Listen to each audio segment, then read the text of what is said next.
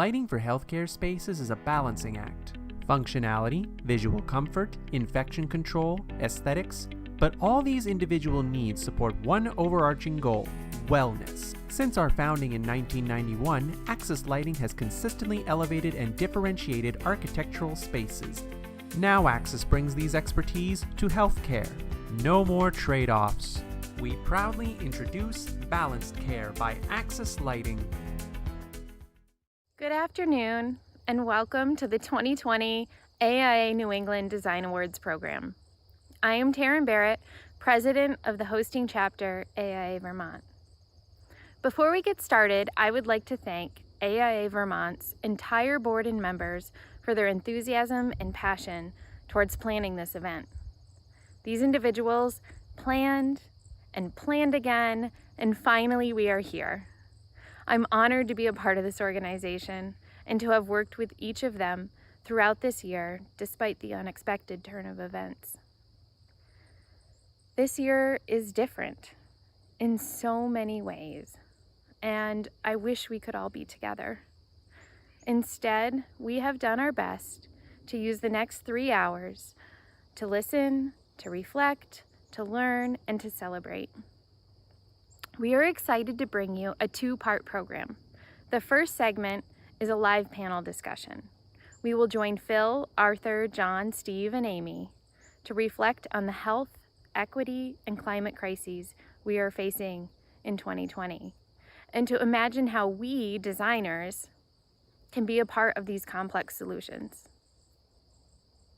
The second part includes the annual meeting and highly anticipated design awards, where we will celebrate and elevate our best work. And we get a sneak peek behind the scenes this year to watch the talented jury deliberate. So a huge thanks to Julie, Michael, Catherine, Killian, and Julie. After a brief word from our sponsors, please join AIA Vermont and welcome our panelists.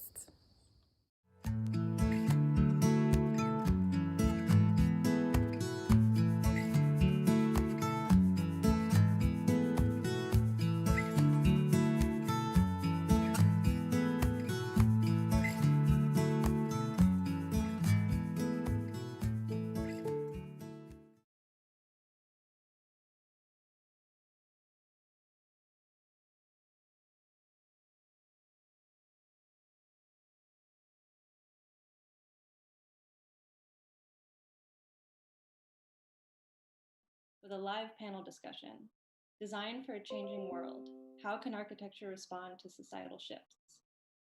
The intent of this evening's conversation is to find the common threads and the divergent opinions of our panelists on where we're going and how we might get there. Our panelists join us from the fields of sociology, economics, arts and culture, and architecture.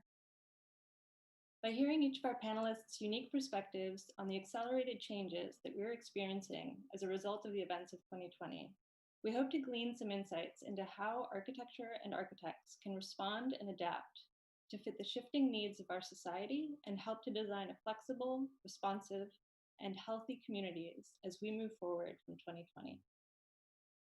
It's my pleasure to introduce our panelists. We're joined by Aimee Vieira, Ph.D., Professor of Sociology at Norwich University in Vermont. Dr. Vieira has been researching rural communities since the mid-1990s. Since then, she has focused her interests on rural entrepreneurship, identity, and household survival strategies in an array of places from New England to Nicaragua. Dr. Vieira collaborates with the Places Institute at SUNY Oneonta, which focuses on urban normative influences on rural and small communities, where she focuses on rural recreational communities impacted by urban in-movers and visitors. Dr. Vieira currently serves on the Diversity Committee of the Rural Sociological Society and is a past chair of the Racial and Ethnic Minorities Research Interest Group of the same organization. Thank you for joining us this evening, Dr. Vieira. Thank you so much for having me, Sarah. We would also like to welcome musician and composer Arthur Brooks. Arthur studied his craft under Bill Dixon, Cecil Taylor, and Milford Graves. Professor Brooks taught at Bennington College from 1973 to 1993, where he founded Ensemble 5, a music collaboration that until recently regularly performed in a variety of venues. He has worked with postmodern dance, learning his craft from Bill Dixon and Judith Dunn, and working with his artistic sibling, Penny Campbell. Arthur has been a recipient of a National Endowment Grant and a Vermont Council on the Arts grant in composition. Thank you for joining us, Professor Brooke. Oh, thank you for having me. We're also joined this evening by Dr. Steve Pecsok, who's currently an associate professor of economics at Middlebury College, where he's been a faculty member since 2001. Having earned his advanced degrees in dairy science and agricultural economics at Virginia Tech, Dr. Pecsok's academic focus is centered on microeconomics, finance, and agriculture, with a particular interest in topics that directly affect agriculture in Vermont. Thank you for joining us, Dr. Pecsok.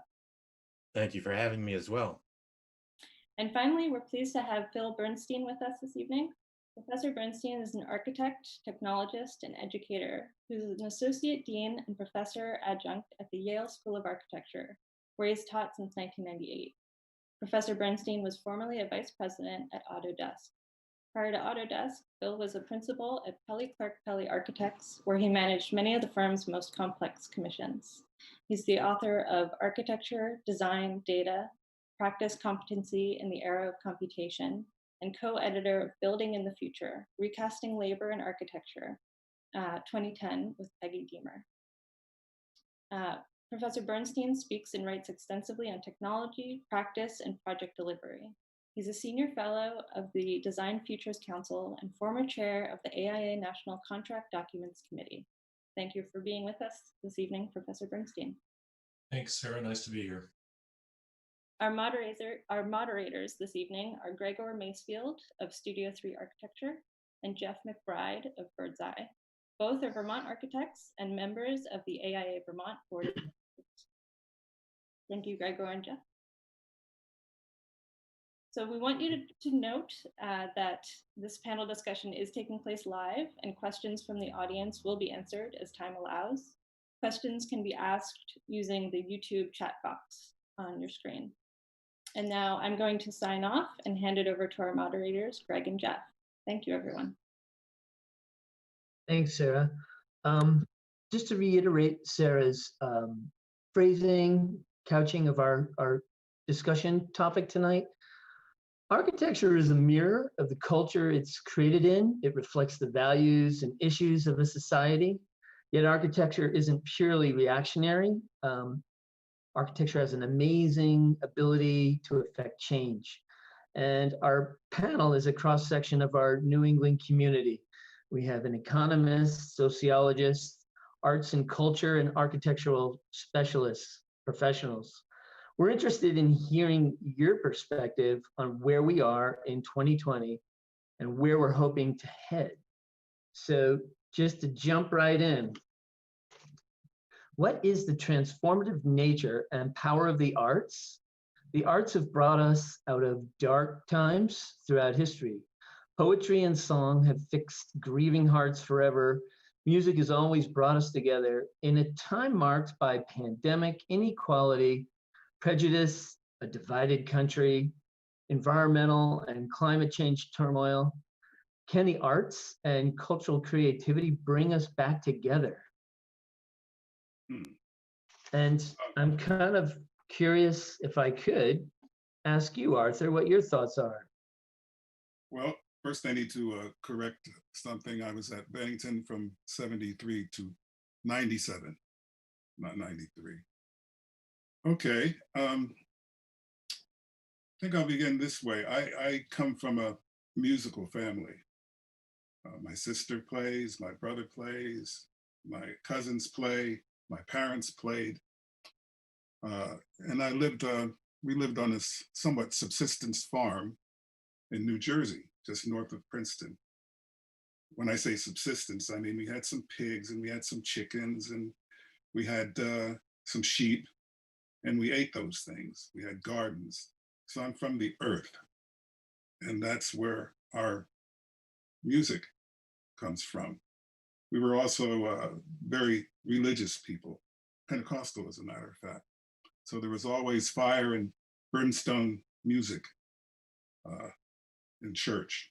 No, no, no staid hymns, but fiery music and fiery preaching.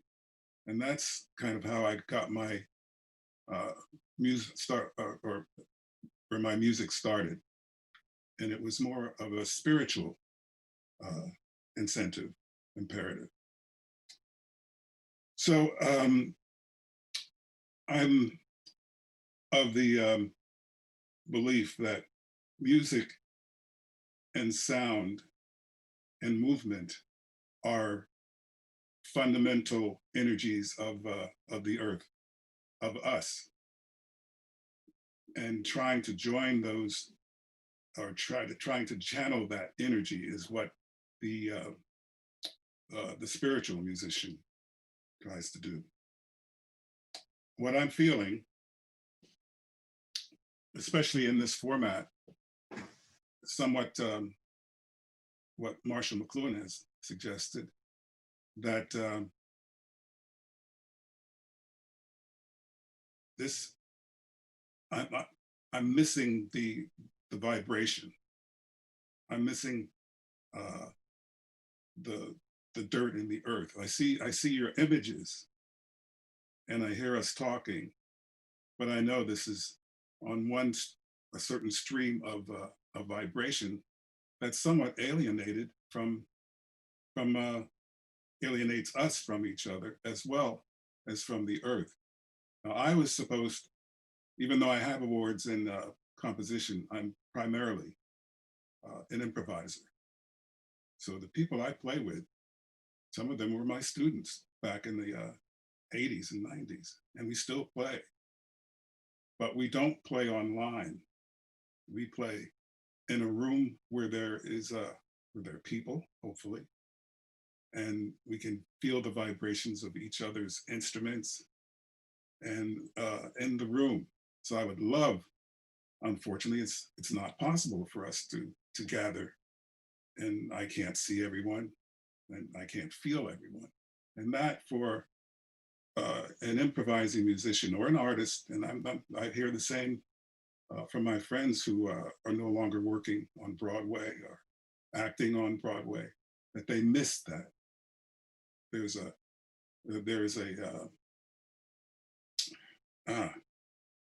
I mentioned to Gregor earlier, it's like getting your nutrition from a TV dinner that's been sitting in the freezer for 5 years.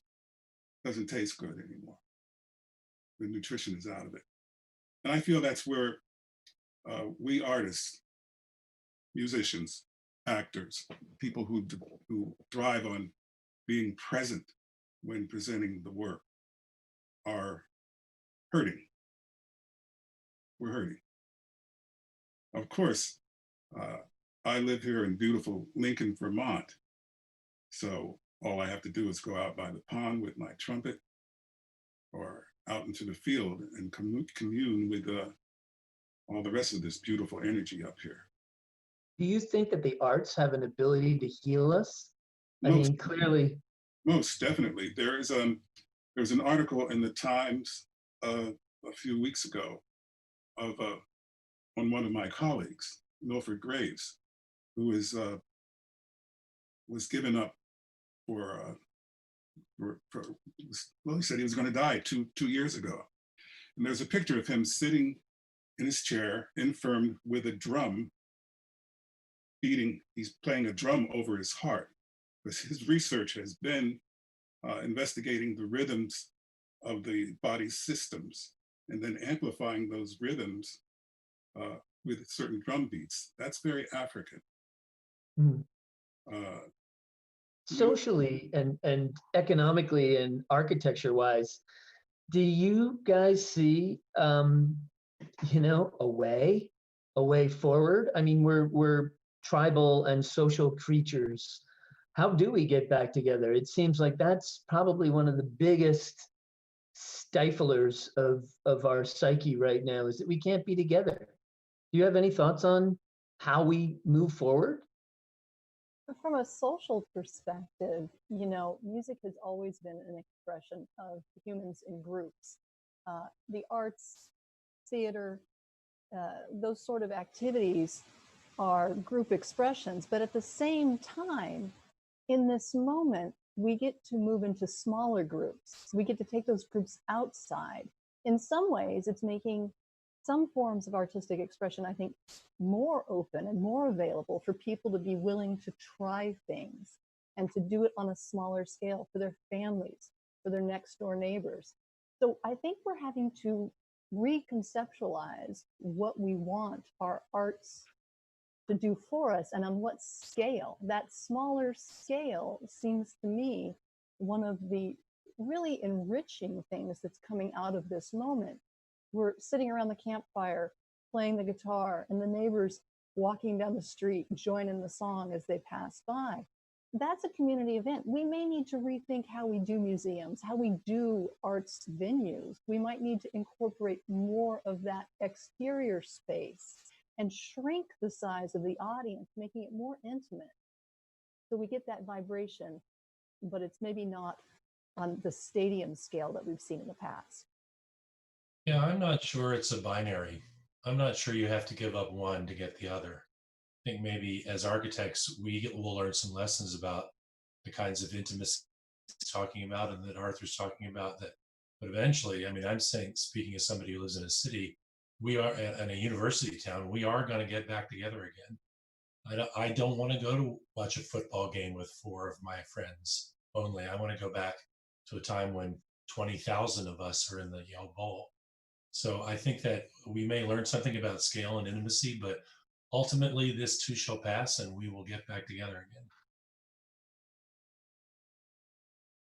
Interesting. Steve, do you have thoughts on how we can, I don't know, fuel the artistic and creative aspects of our culture? I mean, perhaps even schools. How do we get our economy to support, you know, one of the principal things about architecture is that it provides shelter, and in that shelter is the function of gathering. You know, it's kind of one of the fundamental aspects of architecture. Yet here we are in a pandemic where we can't really do that. How do we get, I don't know, funding into arts, perhaps even funding into schools, which seem to be cultural centers? Well, I think one of the big issues here is how you change people's values. So, and I'm not exactly sure how to do that, but it is values. And when I was listening to some of this, I was thinking about how people's values have changed over time. For example, 50 years ago, the only people that walked to where they were going were people who didn't have money for a car. Okay, so now it's actually fashionable. So I can see walking. And one thing, I mean, it's not just the exercise. I mean, they have Fitbits that you can keep track of how far you walk. That reflects an interest, but it's also can create a sense of community, because when you walk, you run, you see people. You don't see people usually in a positive way when you're in a car. Maybe you'll see people in road rage, things like that, but that's not really a positive experience. So things have changed. And actually, when I was a kid, I loved watching The Untouchables, and they're reruns now, and I'm watching them. Everybody on that show smokes. So, so attitudes towards cigarettes have changed. So it changes. So how do you get it to change? And that's the part that's hard, because I think it is important, but we should have positive attitudes. We should have communities. And it's the only thing I know for sure is things are going to change. So well, one of the questions I think that's being raised is with seeing our values changing. We've identified really that one of the touch points that I think we had maybe taken for granted or hadn't appreciated enough are our schools, that they have served way more purpose than simply being a location for education, that they've been childcare, social services, meals, daycare, in addition to the education demands. So I think we're seeing a significant need for them as we've been trying to get the economy going again. How do you see that evolving, Steve? well, again, it's people's attitudes. And In Vermont, I think is lucky because I like small towns, but there's also this thing about, excuse me, the tax rates. The taxes can be high in some. I know I live in Cornwall, and the taxes are high here. So, and there's talk of closing the Cornwall school. So, if they do, can you just transfer the idea of community to Middlebury, for example, instead of in Cornwall? So, it does require funding, and are people willing to spend the funds for it? It depends on your attitudes, I guess. If you're part of the community and feel like it's worth it, then you will be willing to spend the extra money for it. I think there are huge questions about education that are being brought forward in the pandemic. I mean, this virtual meeting space that we're using today, so many children in this moment are receiving education through this or a similar format. There are so many permutations that are on the table. I think that if we can take some time to reflect on the experience, I think it could be an opportunity to revision how we do education moving forward. But that takes a lot of buy-in from a lot of interested parties. So to radically change education and to make it more inclusive, to make it better able to meet the needs of all the constituencies, including the community, the families, the employers, all of these things, it's going to take a big lift. We are now seeing, I think, an array of possibilities that really didn't exist in a significant fashion just a year ago. So moving forward, I think there are opportunities, particularly in architecture, to reimagine how we design educational spaces, rethinking if we have smaller educational hubs in a community that are adjacent to maybe community centers that serve the entire age range of the community, that can provide physical and health activities as well as educational activities. Maybe we push schools smaller. I mean, that's radical compared to what's been happening, particularly in Vermont in the past few years, because we can take these resources, centralize them. That would be less expensive than insisting everyone has an adequate internet connection and digital device in their home, particularly in places where that last mile of infrastructure is very difficult to deliver. You know, we could do that. Now, will we? Will we take this opportunity to do the hard things, which are confronting those entrenched interests that really aren't ready to change? In fact, I don't think we are at that point yet in the pandemic. If you look at what's being called pandemic fatigue, or people just becoming tired of complying with the distancing requirements, people are getting together even when they are knowing that it's unsafe to do so. I'm not sure that we're at the tipping point in the pandemic that is actually going to push us over into making some of these big changes that the door is opening on. So yes, maybe, but also we have to confront those real interests that already exist. It's like I've said before, if we change the school's calendar to better reflect the possibility of educating our children predominantly outside, that's completely flipping the calendar on its head in a place like New England. And it's probably going to meet with a lot of resistance, because the reality is we don't seem to like change all that much as a group. Bill, as a dean, you're probably not in higher education dealing with childcare or daycare. Oh, yes, we are, because our staff is dealing with it every single day. It's a huge issue.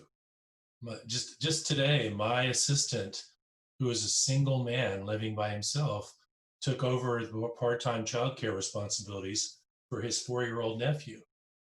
And, you know, we're using the Slack channel. One part of the Slack channel is like, what are we going to do about this particular faculty situation? And the other is, what do you feed a 4-year-old for lunch? So those questions, oh, absolutely. Those daycare, I mean, my official charges may be graduate students, as you may recall, but don't discount this daycare thing. It's everywhere. And so what are you seeing in the possibility for changing in the school system? Is it the evolution to a dissolving of boundaries, or is there just a full scale change that's changing place with values? Well, I think that the answer to your question, Jeff, has a lot to do with the context. Yep. I think that, for example, if you compare what's happening here in New Haven with the public schools and the dissolution of the kind of community fabric around the public schools and what that's meant for people's day-to-day lives, that's one thing. And the public schools in New Haven, like most urban contexts, are radically underfunded, and now that texture is kind of getting torn. That's a completely different phenomenon than what's going on our campus right now. You know, our campus, we're extremely well resourced. We're doing everything we can to keep things going. And the kinds of lessons that we're learning in a university context, particularly in an elite institution, are completely different than the lessons that are being drawn by the empty elementary school that's 2 blocks from my house here in Westville. You know, as you were asking the question how the pandemic was changing schools, I was remembering Laura Easterling, who's one of my colleagues, taught a really interesting seminar 2 years ago where the students were studying the urban implications of autonomous vehicles. What a world, at a particularly an urban suburban context, looks like when no one has to drive their car because the cars drive themselves. And so that by logical extension, no one has to own a car, because when you need to go somewhere, you just summon a vehicle and it goes and takes you where you want to go. So it changes. What the students discovered by studying this problem was that the patterns of use began to change. And a number of them concluded that schools became these hubs of community activity, and that what you really want to be able to do is conjoin high schools and middle schools and community centers and grocery stores and doctors' offices, because you could use autonomous vehicles to eliminate the dispersive nature of suburbs.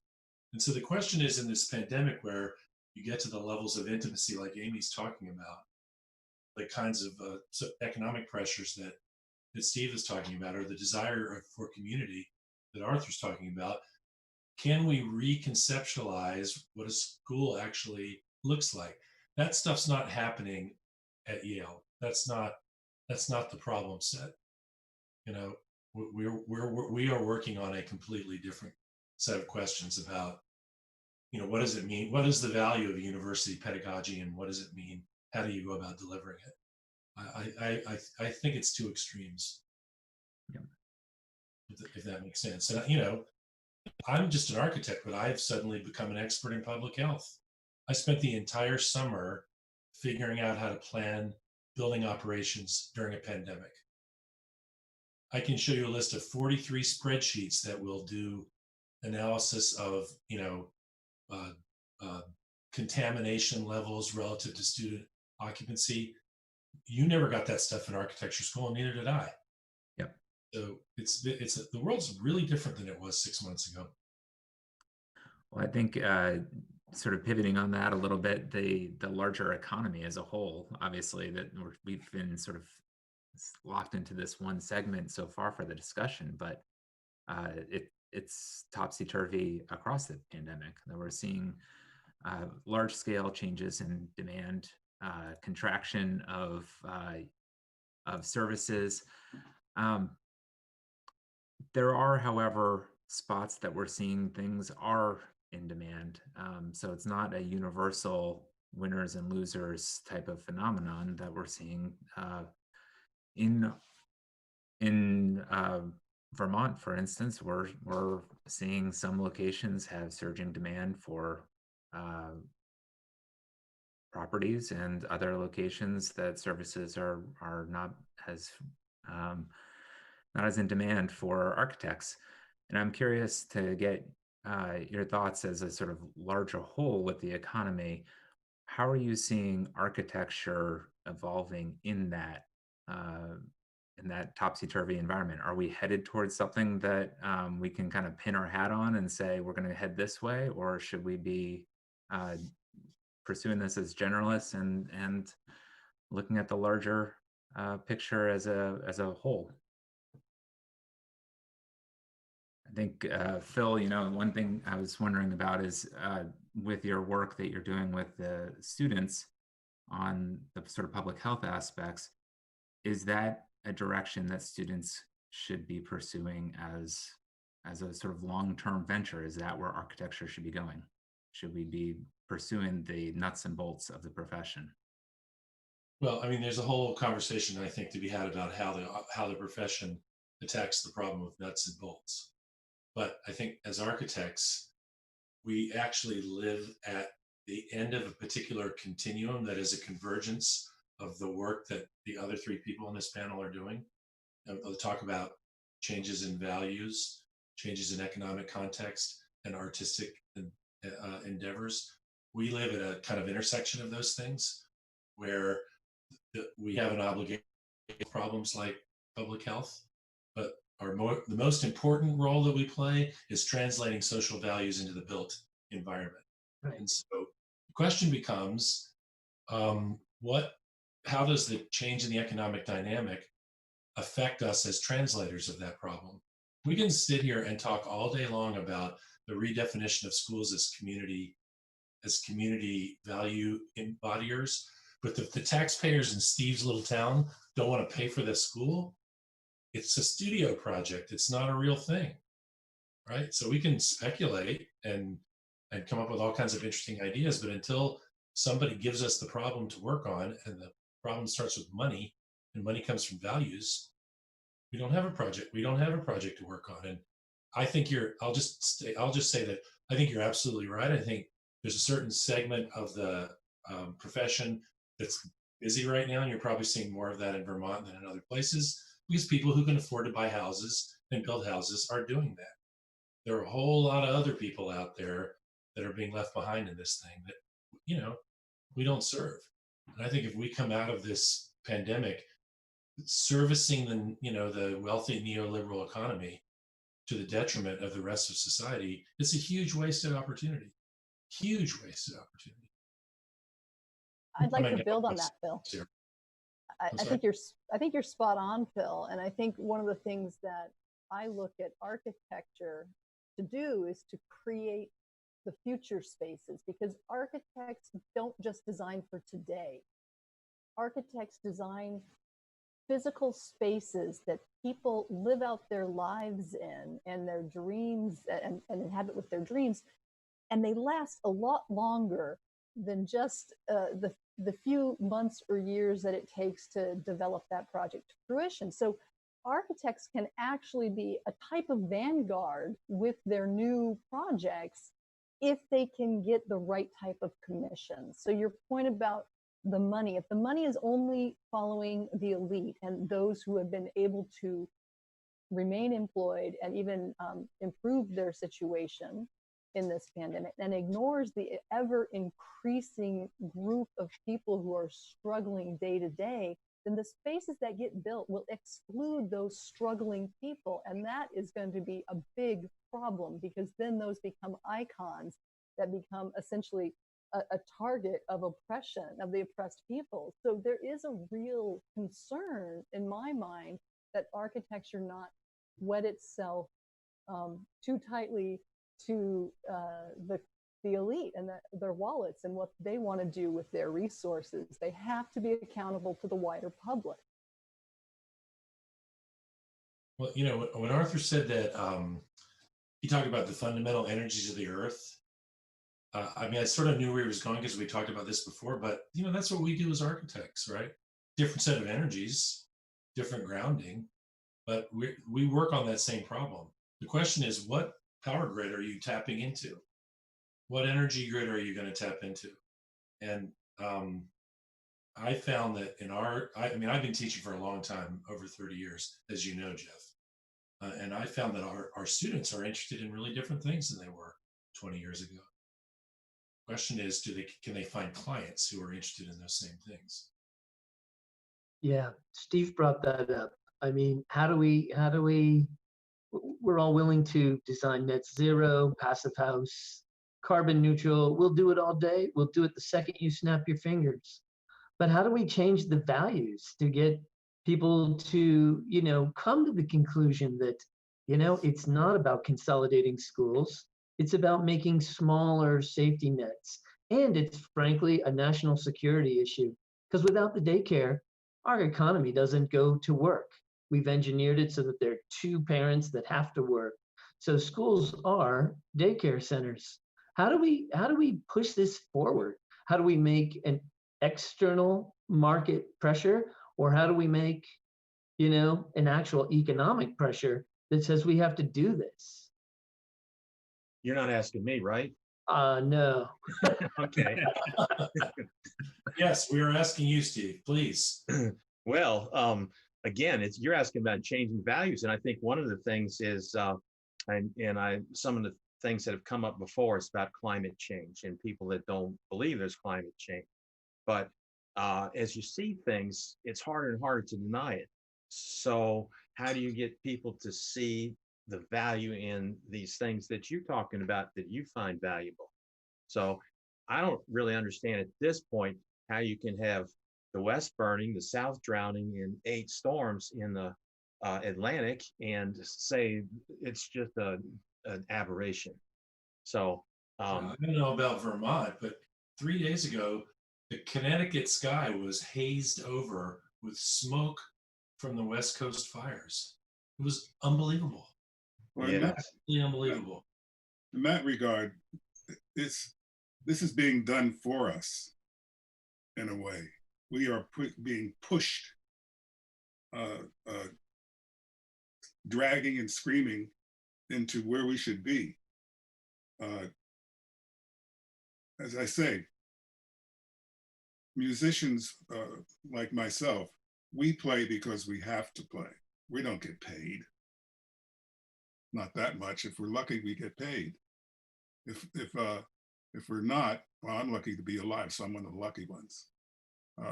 We play because we have to play, because we have a message. And we try to deliver that message, but people aren't really listening. So I happen to think that Mother Nature is on our side, saying, get off our asses and let's work this thing out.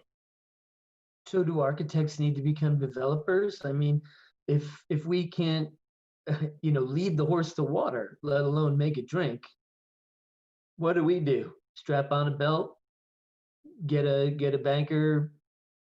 Where do we go? How do we make this change? Because I think Arthur's right. Mother Earth is, just simply clearing her throat at the moment.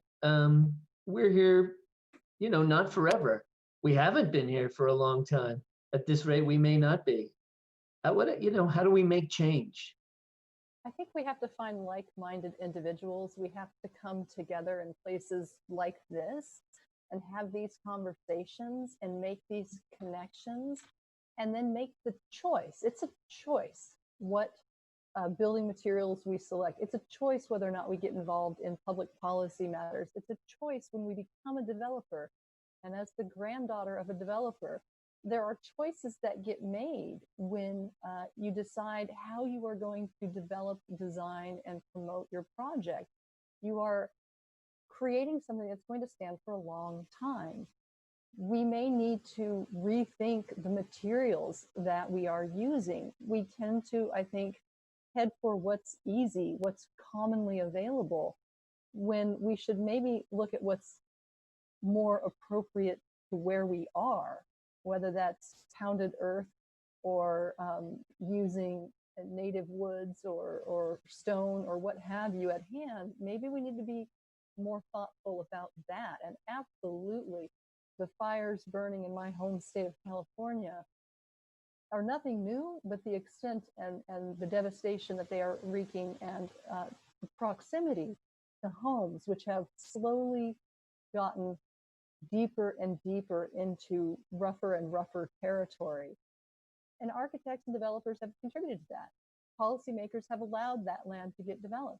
So we have to be active as political beings, and we have to come together and say what it is we believe in, and then make choices and take actions based on those beliefs and values that we share. Yeah, I completely agree with that logic. And I think that the architecture profession should, the architecture profession is extremely good at half of the problem. And that half of the problem is articulating the value of architecture as a potential vector to solve some of these challenges. I mean, none of us went to architecture school to make, fancy office buildings for developers. We all went to architecture school because we wanted to make, the world a better place to live in. The problem is the symmetrical part of the issue, which is not just asserting that these things can happen, but actually making a commitment to making them happen and taking responsibility for them. That's where we completely fall down, in my opinion, where we just we declare our intentions and our good thoughts, but no one will step up. The answer to your question, Gregor, about why more architects aren't developers is because they don't want to take the risk. I teach an entire course on this topic these days, and I have a lot of folks in my classroom that are doing this kind of work, and it takes a certain kind of personality and a certain willingness to take responsibility for things that we don't train to take responsibility for, and we're not willing to take responsibility for. And in a time where there are all kinds of issues around social equity and other large-scale problems, we're too worried about what our insurance company says about what we can and cannot do. That's probably the subject of an entirely different YouTube stream. But I think it's all fair game.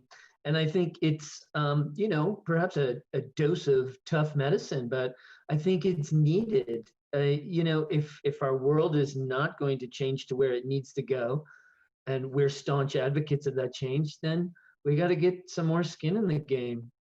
I also kind of wonder, Arthur, about, the arts. You're currently not performing because gathering isn't happening. Do you have thoughts about how to make it happen, or how architecture should make it happen? I don't know how architecture could make it happen.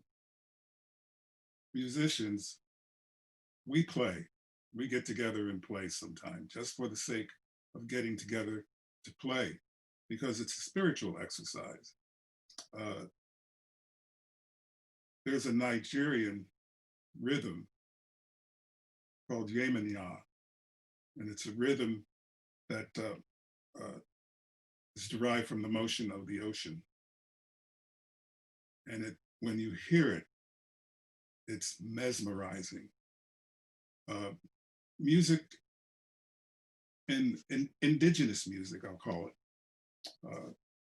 African ritual music, Balinese music. Have you ever seen a gamelan? That music is meant to commune to the gods of the earth, of nature. And it can last for days until there's a certain amount of possession, a certain amount of joining with whatever natural deity you're trying to join. We don't have that here. Even in this format, I'm looking at how much energy it takes to deliver this event itself. How much of the Earth's energy do we use to communicate this way? And the communication is limited. It's being transmitted through electricity, electronics. We're missing a whole piece of the pie, and somehow we've got to get back to, digging those carrots out of the earth, and I don't know how we're going to do it. I really don't. But but like I said before, I'm an optimist, because this thing is going to crash. And let's hope it doesn't take civilization, quote unquote, with it. Right. We've already kind of hit on it, but it's one of the topics that Jeff and I wanted to get after. But the last 20 years, we've just seen incredible events, one after the other. We had 9/11, which blew our minds, 2008, It's already been alluded to, Steve mentioned the West is on fire, the South is drowning, and now we've got COVID, 200,000 deaths, and 30 states today reported dramatic increases, in Europe as well. And I dare to say, and hate to take this to a super dark place, but in the face of climate change, these things, the past 20 years, I think is just a blink of an eye. The magnitude of what's in front of us is terrifying compared to what's behind us or here right now. Any thoughts on where architecture and community and sociology, economics, the arts, culture, where do we go with this one? I mean, if we can't lift a moratorium in Vermont on school construction, how are we going to move forward and tell someone, no, a granite countertop is a really dumb choice. You should put insulation under your foundation. Try selling that one. I mean, architects are willing to do it nonstop, but try selling that one. A good friend of all of ours, John Fernandez, talked about a dorm building for 600 beds at MIT. Unfortunately, he couldn't join us, but MIT said, no, we're not taking that to Passive House. How do we take, the right thing, which has an exorbitant cost, and make that cost negligible? Because we need to start doing the right thing. To a certain degree, these things are going to have to be legislated. Just like codes are, different codes, different building codes are legislated. But how do we educate our legislators?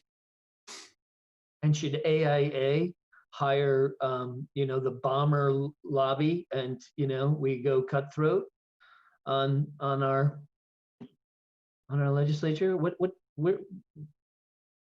I mean, we got to get some more risk. We got to get some skin in the game, as you said, Phil.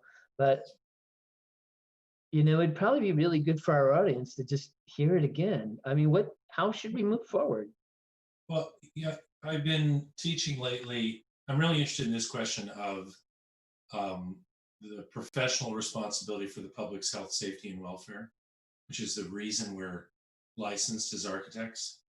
And my work is mostly about how technology affects the practice of architecture. So that's a whole different discussion. But one of the things that I've been talking to our students about recently is how the present definition of the public's health, safety, and welfare evolved essentially from the turn of the 20th century, when America became urbanized, and the dangers of building unsafe buildings sort of became vivified. And you can trace the history of life safety codes from, the shirtwaist fire in New York, through to the nightclub fire in Rhode Island. Every time some terrible safety problem occurs, our evolution around life safety requirements also evolves. But you never hear MIT say, oh, we're not going to sprinkler that dorm building because we just don't want to pay for it, right? We're not going to separate the stair towers with fire separations because, the chances of there being a fire, not so great. So it's a risk we're willing to take, right? So the question, I think, becomes not just around climate change, but around all sorts of interesting issues. When do those things become part of the definition of the public's health, safety, and welfare? And that argument we can make as architects, because that's the one piece of the pie we actually control. Mm-hmm. Right? We can change the definition of what we choose to be responsible for, because nobody else cares, right? And it's a little piece of turf that we completely own. And so if we control those mechanisms, those levers, why not change them? Why not work on the problem of changing them? So we're no longer reliant on clients to decide that they want to do a passive house project. And I think the exercise of making the costs negligible is never going to happen. This idea that architecture exists independent of the economic externalities is just wrong.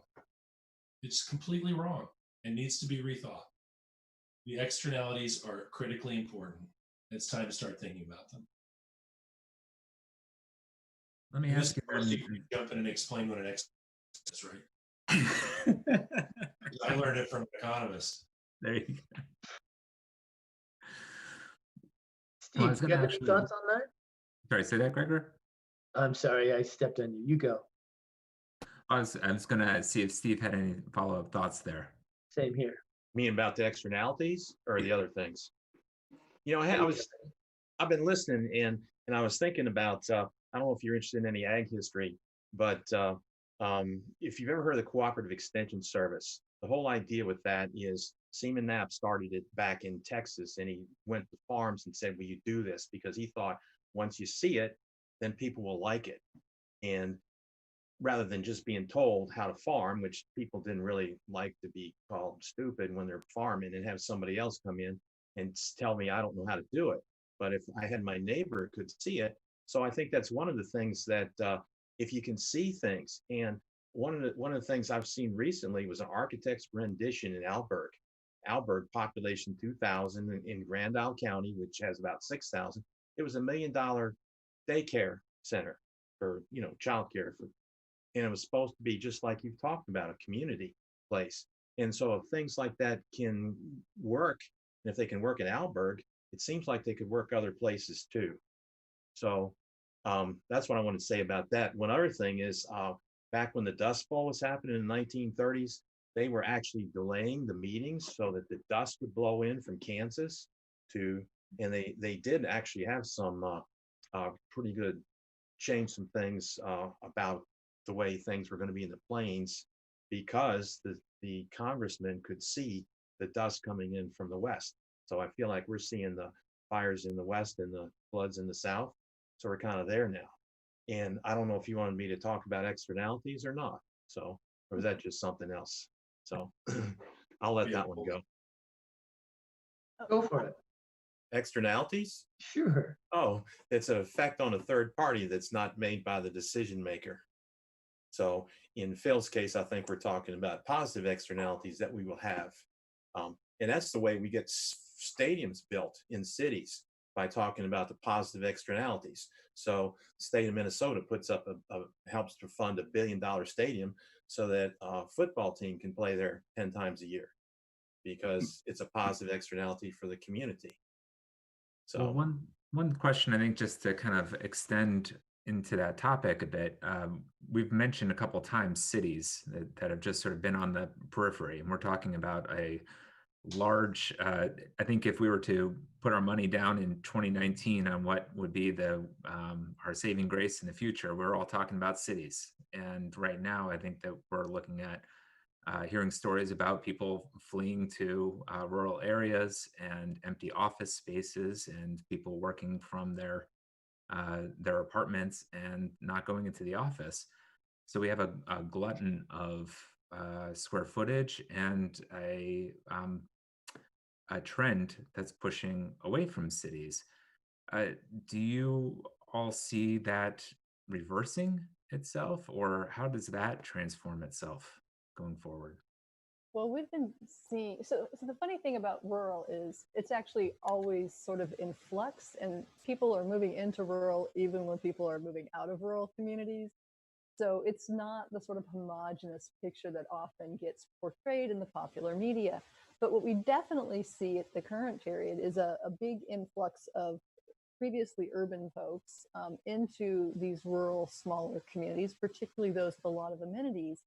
And that is creating an incredible pressure on those local populations, both on infrastructure, but also on person-to-person relationships. So knowing your neighbors and knowing what they're up to. And there's a bunch of construction happening now in communities that aren't necessarily used to having that level of activity.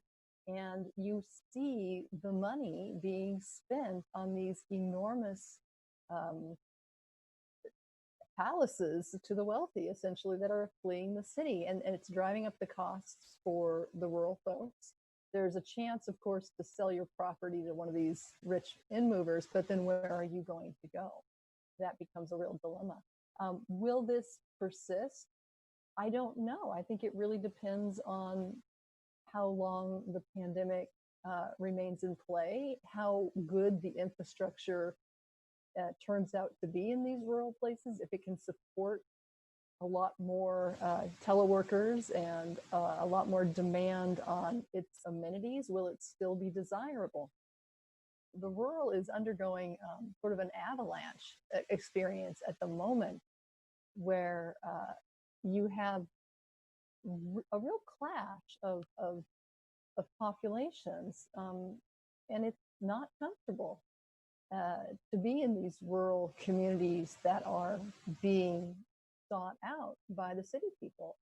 It's complicated. A lot of local businesses are doing fine as a result of that influx, but it's difficult on the social level to deal with. So I don't know if it's going to be sustainable. I think it really depends on what happens in terms of public health, epidemiology, vaccines, etc. But I think that people, like Arthur was alluding to early on, people are realizing the importance of getting their hands in the dirt, of getting closer to nature, for lack of a better way of putting it, to being outside, to being in the trees, to being in campers. Apparently RVs and outdoor water recreation has been booming this past few months. So is it a long-term trend? I'm not sure. But we already saw a lot of penetration into desirable rural communities by the upper classes in a consumption profile. So as consumers of the rural landscape with second homes and what have you. So it may persist. And of course, emptying out of the cities, you have public transport that's going underutilized. You have all these spaces that we may need to reconsider. We have issues with housing that's unaffordable and homelessness. Maybe we need to reconceptualize some of those urban buildings as a more appropriate way to house certain populations that are currently under stress. I'm not sure, because I'm not an architect. I don't know how possible that is to do, but certainly if there's empty spaces and there's people living on the street, as a society, we need to look at that and make some changes. Given this whole COVID situation and working from home, a lot of these office spaces have just gone completely empty. Maybe there'll be a vaccine and everything will be hunky-dory and safe again by sometime in 21. Maybe not. Do you see us saying, okay, great, I got the shot, let's go back to the office? Or do you think the remote office in the living room is here to stay? And if so, how do we repurpose those office buildings? Is that, Well, it sounds to me like a value proposition for a design firm to figure some of those things out. There's no way that human beings abandon the cities after a year of a pandemic. Professor Brooks talks about missing the vibration. Cities are where a lot of vibration happen around a lot of things, concentrations of expertise and artistic endeavor and concentrations of audiences for those things. And I think as soon as people can get back into the city, they will do so. But things are going to be different. I mean, every architect I know has an empty office right now. That's a lot of overhead. Mm-hmm. So people will be rethinking their offices. But I don't think, it's interesting. My who have offices here in New Haven, New York, some of their staff, the ones who have second houses, are perfectly happy to be working at home. And I'm in my house where I raised 4 kids and I got plenty of room. But, if you're a 32-year-old, mid-career architect living in a 300 square foot studio in New York is your living room and you cannot wait to get out of your studio. And so the cities will come back. We're just going to have to rethink buildings' relationships to the street. And we're going to have to rethink whether you need 100% of your office for 100% of the people 100% of the time. And I don't think that's going to be true. I mean, I worked in high tech for a long time, and we had offices in San Francisco, very expensive offices in San Francisco on Market Street. And Mondays and Fridays, the office would be half empty because people didn't want to drive in the traffic. So I say to our facilities guys, close your eyes and look at the office and imagine 4 or 5 $20 bills sitting on every carpet square, because that's asking us to run this office while everybody's home. We do not need all this space. We also don't need to energize it or take care of it. So there's definitely going to be a rethinking of that, in my view. And Jeff, you're going to be designing a lot of houses with home offices in it. Well, I think that sounds, the proposition of having adaptive reuse out of buildings that are almost new is a different way of thinking about them.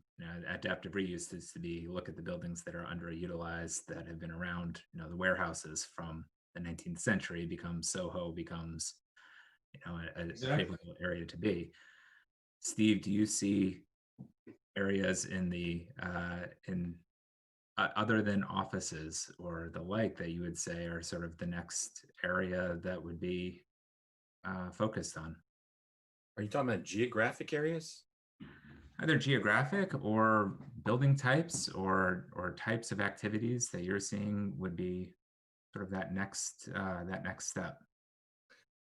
Actually, I was thinking about this, that when we talk about who can pay for things, and because it is important if you can pay for it. I mean, we don't derive the demand curve from what is needed, but what can be paid for, is wanted and can be paid for. And I certainly see that there are people find desirable to live on the coast, for example, just so they want hurricane-proof houses. There's a need for that. There really is. And if you can pay for it too, it used to be that the people that were in lower income classes might be living along the river, but maybe it can be that it's not a good place for them because it gets flooded. But there might be people in different socioeconomic classes that can live in a place that looks pretty nice and can build something that can sustain higher waters or can sustain fire. They have more. I mean, I just see there's been a lot of change lately, and change always brings a need for something different. And the change really accelerated in the last 6 to 12 months. So I really see that there is a need for architecture's work. The problem is it does need to be paid for too. You don't want to just, you don't want to just do it for the sake of it. But I think if you can do some things that really shows things will work, like I said, I thought that daycare center in Alberg this really impressed me because it's not a wealthy community, and they were willing to commit to that. And some of the things I talked about earlier about Jeannie Gang, some of her work that I thought was innovative, I thought was pretty impressive too. So, and you can see it. You can actually see it. And when you can see something, I think that's when you actually can get something done. And I'm not sure if I probably didn't answer your question, Jeff, because you were asking me where I see the next area of growth, right? Is that what you said? Yeah. Yeah. So I can see where people discover the benefits of living in rural areas. But as Aimee was talking about, I think one of the downsides of living in rural areas, a typical rural area, is that most people live there as long as they have that sense of community. There's also been 5 generations there. So it's not really receptive to new people. But if the area becomes gentrified, then you're more apt to have a mix of the new people and still, while the old people, I don't mean old age, I mean the people from before they can not coexist isn't the word I'm looking for, but exist together in a way that's beneficial for everyone. But question, gentrification, is that good? Do we gentrify or do we revitalize? So I think revitalization is probably more desirable than gentrification. So it could be that as we move into southern Vermont was a pretty receptive place. I mean, because it was close to New York. So a lot of people, is it going to be second homes? Are they going to really live there? And there are places, well, they have the ski areas in southern Vermont. There are places that already have second homes or for people from New York. But I think that they're going to appreciate that more. And hopefully they'll come together. Right now it's they're still enjoying their second homes because it's not as crowded. Do I think it's going to stay that way forever? Possibly, particularly if Vermont has better internet in the future, because it's not the best, as everybody probably knows that's in Vermont. So we're probably lucky to have gotten through this without a crash. yeah, that's true. That's true. They had the Rural Electrification Administration in the 1930s bring electricity to everybody. So hopefully not too long, they're going to have internet to everybody. So I didn't answer your question yet, did I, Jeff? So that's great. Sorry. Because I don't know. I guess is what it really comes to. We'll see. I think you guys can lead though too.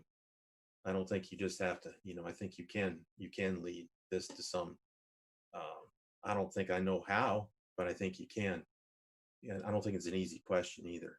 So that's a good closing comment. I think it's really good for us to hear that.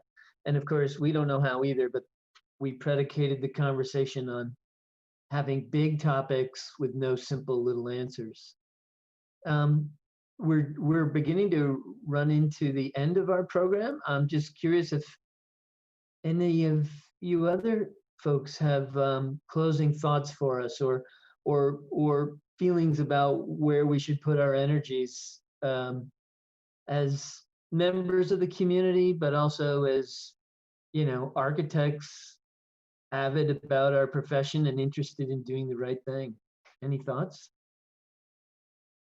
I'd encourage political participation, being part of the political conversation, running for public office, going, to all of the events where it's relevant, being heard, making the conversation, inviting non-architects to come and talk to architects so that they have a better understanding of the skills, knowledge, and wisdom that you have available to share.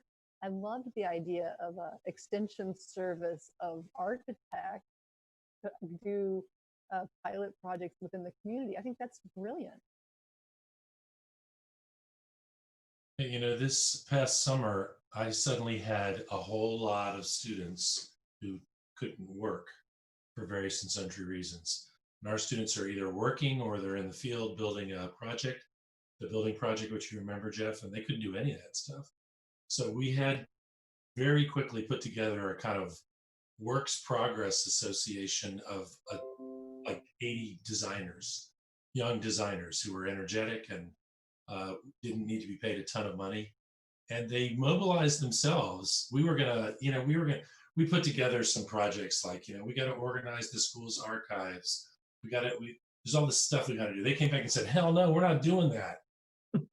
Well, then, design community centers, and we're going to build a big Black Lives Matter mural in downtown New Haven, and we're going to go help all these restaurants that are trying to figure out how to get on the street.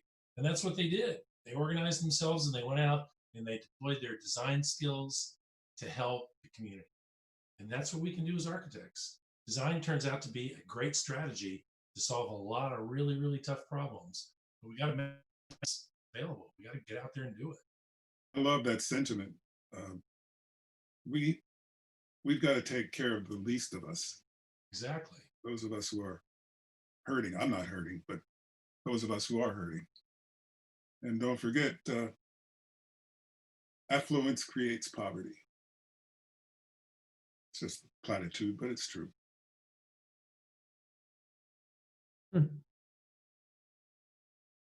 Well, I think that's a great way to sum it all up. And we can't thank you enough for participating in this. And at 5:30, we're going to have the commencement of the design awards. But between now and then, we're going to have a slideshow of all the submissions to the New England AIA Design Award.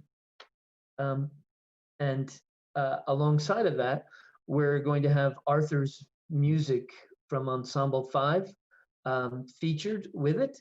And before we go to the slideshow, Arthur, I'm wondering if you would be so kind as to maybe talk a little bit about your music, the creative process behind it, and the piece that we're going to hear. Well, we're actually going to hear two pieces. I previewed the slides, and they are beautiful, beautiful work. And tried to choose something that would not be too intrusive, but could accompany that work. Noting that, of course, the music is just like the slides. It's a photograph in time. So it's not real, it's not music. Anyway, that's where I think records are anyway. This was recorded at the Emerson College radio station, WERS. And it hasn't been released. This is the first public hearing. So better roll. All right, Jeff, any further thoughts?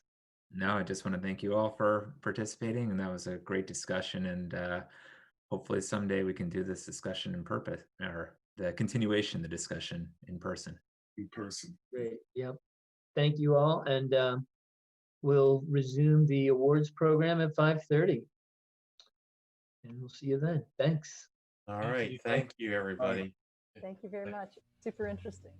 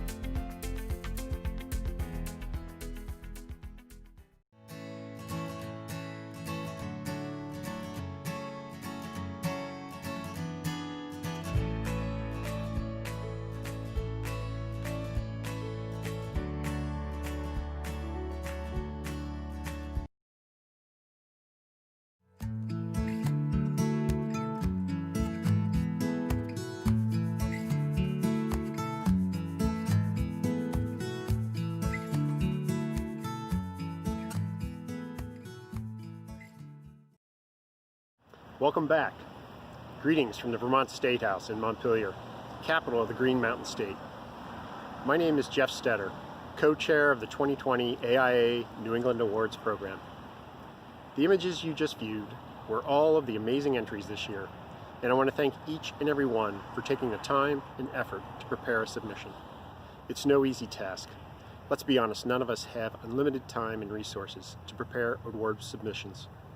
But somehow the desire to be acknowledged by your peers for the great work you do was strong enough for you to make the commitment. Thank you. As we set out in the spring to assemble a jury, it became an overwhelming desire to select a diverse group of professionals, experts in their fields, with unique social and cultural perspectives, to promote a holistic review of projects in the terms of design excellence and what that means to each of them.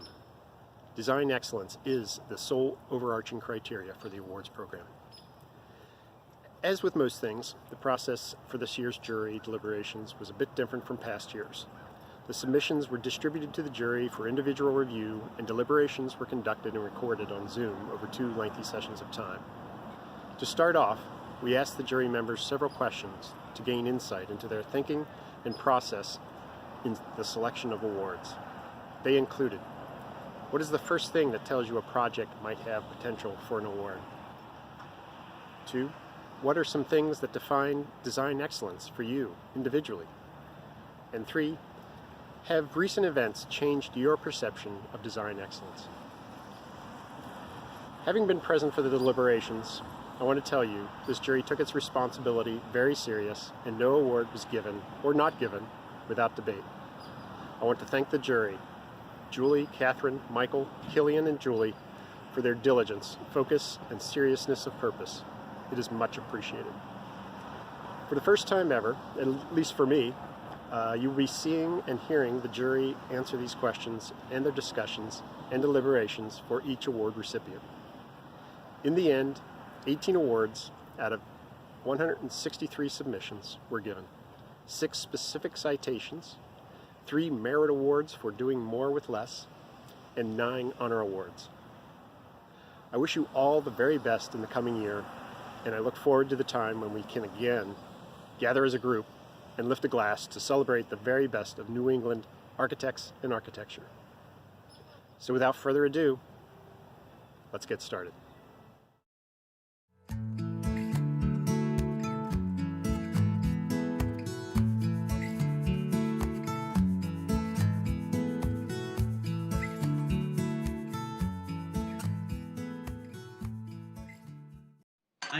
I'm Ryan Edwards. I'm the other co-chair for the Design Awards Committee. I'm an architect up in Vermont, of course, and I just have a small residential and historic preservation practice up here in the beautiful Green Mountains. And yeah, we're just here to assist you guys whenever you need today. So. Hi, I'm Catherine Miller. I am a registered landscape architect in Massachusetts. I work for Hargraves Jones, formerly Hargraves Associates. However, both my undergraduate and graduate degrees are in architecture. So I kind of look at landscape architecture in a slightly different way than some of my coworkers. Oh, and I'm in Salem, Massachusetts. I'm Michael McPhail. I'm an architect. Of course, I spent about 15 years in higher education, ended up as the chair of the Department of Architecture at Wentworth Institute of Technology. From there, I did a brief stint at a research center at Harvard, the Center for Green Buildings and Cities. And then after that, I was director of design at the Cambridge Innovation Center, and now I'm back in private practice. And I'm in Arlington, Massachusetts. So I'm Julie Snow, Minneapolis. Hiramoto. I live in Dallas, Texas, although I've only been here just over a year. Before that, I was also in the Eastern Time Zone in New York City, spending almost 2 decades there. I'm the current chair of COAT, and I work for HKS, a licensed architect. We're a large multidisciplinary international firm that does all kinds of work. Perfect. So I am a UK trained architect. I trained in London, and originally I'm from Botswana. And I have been in the US since 2014 and doing various stuff. I work at Shepley. I've been teaching at Northeastern, Mass Arts, and sometimes at the BAC. And last year, me and two friends of mine started our own nonprofit design startup called Adaptive. And we focus on international development work in Haiti, and we're doing some work in Togo, and we might be doing some work in Puerto Rico. And a lot of our work really works with, we work with NGOs that are, either running hospitals or doing schools. Yeah, I don't know whether that gives a good summary. Yeah, and prior to coming to the US, I'd been teaching and practicing in Botswana, where I come from, and also worked a little bit in London after my school before I moved back home. So that's my short version of my introduction. Great, yeah, that's super. So we're gonna, I think we've talked about that part of this is being recorded, yeah. And we just wanted to ask a couple questions just to basically, I think we'll learn about everyone's individual process of how they ranked projects a little better, maybe just by answering some of these questions or giving us some thoughts about what you think. Yeah. So one of the first questions was, what is the first thing upon reviewing a submission that tells you this project might have the potential for an award? I mean, I can jump in. I guess my sense was, before reading a ton, I'd look at the building. And if I thought it was a worthy candidate for a design award, I'd keep going. I also tended to not give super high scores or super low scores. And sometimes I'd go just to the middle if I wanted to hear what other people talked about it. I wanted to make sure it stayed in because I didn't particularly think it was great, but I thought it may have some merit in others' eyes. So that, I mean, to me, I think it's a design award, and if it doesn't look great, if it isn't inspiring architecture, we probably should not do it. So, sorry, I got a camera. I have light. We were talking about that before, actually. Michael had brought that up, just about what is your grading scale? I think it sounds like you went kind of the middle of the range. I think Michael went the upper end of the range. So, if you guys want to touch base on that too, that's great. Yeah, well, our biases will show. I think the way I approached it was I went into every project thinking, this is going to be the best project I've seen. And then I kind of went from there. I looked at the images first and really, I have to be honest, really went with my gut first. And kept that word, and that was really helpful that you sent that, kept that word excellence in mind. That was something that not only, and seeing the pictures, imagining myself in the space and saying, would I think the space is excellent? Would I be amazed? Is it something that I would expect, which is not excellence? I'd expect things to be good. Or is it really above and beyond? That was kind of my first step. I found the text, I actually found that some people are clearly better at knowing what we are looking at when we're seeing the text, like people who put bullet points. You're like, wow, they've been on juries before, they know what's going on. So that was extremely helpful as well. Yeah, I think, Julie, just to follow up on what Jeff had said earlier on, we were talking a little bit about the scoring, and I looked like 9 or 10 was a project that I deemed, I felt probably, should qualify for an award, and then 7 or 8, maybe not, but maybe other people had good arguments for it that would change my mind. And then anything below that, and I was sort of joking, a little bit of grade inflation. you know, 4, 5, and 6, I didn't expect those to receive an award, but I didn't really go below that.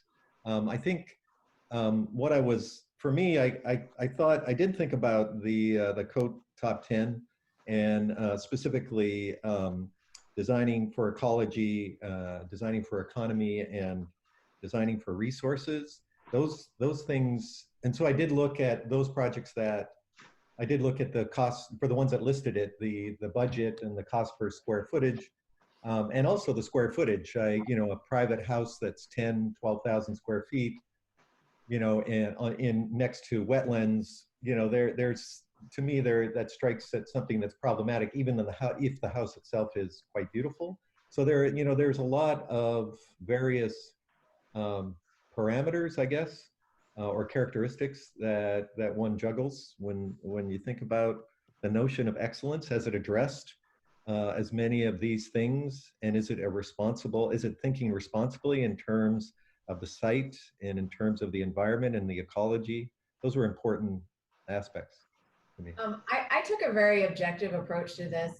Like Julie, I started with the pictures, and if it was beautiful, then I looked at the words and said, did they address at all the AIA framework for design excellence? And I was saying earlier, Killian, before you and Julie joined, that, you know, I wasn't looking for net zero energy, and I wasn't looking for metrics. I was just looking for intention, stated objective and goal that addressed design excellence in a more holistic manner. And if it was beautiful and it didn't address that, it got a 5. And if it was a net zero platinum LEED building, but it wasn't attractive, it got a 5. So really balancing those two and then moving out on the spectrum. In terms of like allocating the ranking, I went from two scales, 10 to 1.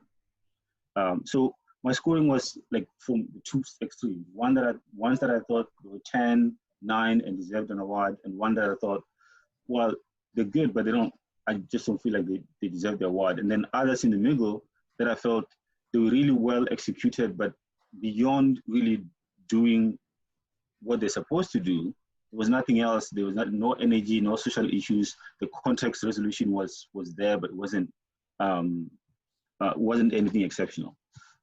So that's really in terms of how I went about going through the list. Projects that were renovations or adaptations using existing structures got an extra point for me, just because, you know, that's in itself very challenging to do, to start with something instead of a blank sheet of paper where you have ultimate control. But then there's also a responsibility associated with that, with just trying to revitalize existing buildings and be mindful of the embodied carbon and other things. So the main judging criteria for the awards is design excellence. What are some things that define design excellence for you? Design excellence has to do with cohesiveness a lot, right? Like something, and that takes it away from taste. So your design excellence has little to do with taste, although unfortunately sometimes I think and that was something I tried to do in my review of things. Even if things were not necessarily the school I'd like to be in or the house I'd like to live in, I felt that if the designer, if the architect could have a vision, and that vision could come through in what you were looking at, and it was cohesive throughout, and it went from the scale of the site down to the scale of the details, then there was something for excellence that lived there. Well, to me, it began with maybe a vague notion in some ways. This idea that does the project look forward? I mean, does it consider what's happening right now in terms of, you know, technology and social challenges, cultural challenges, things that are happening within our society? So on one side, is this project serious about the notion of climate change? Does it take the idea of sustainability seriously? Is it considering, as Julie was talking about, I think, this notion of you know, a renovation, a restoration versus a new building on site, and what are the challenges and consequences of that. And so that was one thing that I was considering with each of the projects, and some of the projects actually spoke quite eloquently, I think, to those ideas. And then others didn't even mention anything. I mean, it was like 1985 or something, and somebody was submitting an award, and it was all about the aesthetic. But then, you know, this other side for me, which is my own sort of bias, which is about does the project exploit the advantages, say, of new materials and technologies? Is it using those in innovative and clever ways to make things better, right? To use less energy, to just to provide a better habitat, and does it display those technologies in the design? Is it there as a kind, almost like a tool of indirect education to the users, right? That they get to experience and see and understand how these new technologies are making the world a better place. So I guess something that has to do with this notion of craft and building and making things well. So those were kind of sort of one more kind of philosophical about how the project or the designers took seriously some of the current challenges. You know, and I also put in that category the notion of equity. You know, do all members of society have opportunities to be in buildings like this? But again, and then the other side, more sort of specific to the making of the building itself. Is this innovative in any way? Is this cutting any new ground? And for me, that's why I do these things. So that's always a criteria that I like to hold it. Can I learn something from really studying this project? And then this corollary to that is, am I kind of jealous that I didn't do that? Those are my criteria, in addition to everything. Good one. Is this project trying to break ground on at least one aspect? I think that kind of helped me move a project from 9 to 10. And in some, again, starting with material, some were really trying to look at material fabrication, right? You know, and I thought you could use material either way, but if you're trying to do something with that material that's just beyond putting it on a facade, then there's some innovation there that's being applied. So I think the idea of innovation as something that helped for me push projects from 9 to 10 was another consideration for excellence in terms of use of material. So. Great. Yeah, and as we just discussed design excellence, so has recent events changed your perception of what design excellence is? You know, going through a pandemic, we're doing this meeting via Zoom. I'm sure we've all had plenty of Zoom calls, and you probably were frightened to death of a 5-hour Zoom call today, or 4-hour, whatever. So, you know, is you know what we're all living through, you know, social unrest, protests, anything, you know, is that changed your idea of design excellence, or how you looked at these projects, as it would have, say, even just a year ago? You know, is there any? I think that's a great question. I mean, it was an odd question at first when I read it, but then I thought about it, and it really is, because you're right. I mean, they're not just recent events and calamities that are occurring, but, you know, I think this goes to, I think we're all becoming more aware about the notion of an equitable society.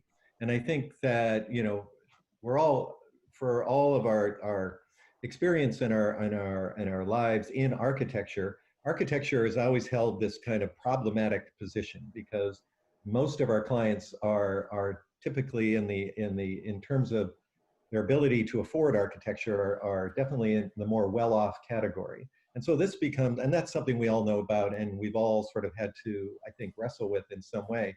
But now we're seeing that it sort of play out in real time, not necessarily within the realm of architecture, but within the realm of society, you see a lot of inequities. And one begins to wonder, you know, how can architecture, I mean, we've thought about this for the last few decades, but now it seems that we really do need to address that in some substantive way in the work that we do. And I think there were some projects that actually really made an effort to do that. And then there were some projects that they didn't, they completely ignored any of that, or seemed to, right? But again, those projects were designed and made when there was no coronavirus, and the world was this normal place. And I think the stress and the challenges that have been brought about by this pandemic have kind of accelerated trends and made people think a lot about notions of an inequitable society. So yeah, so I guess, yes, it has changed my thinking. I'll go ahead and say, I thought what was really interesting, kind of going off of, again, what Michael just said, was that obviously these projects were finished before February of this year, right?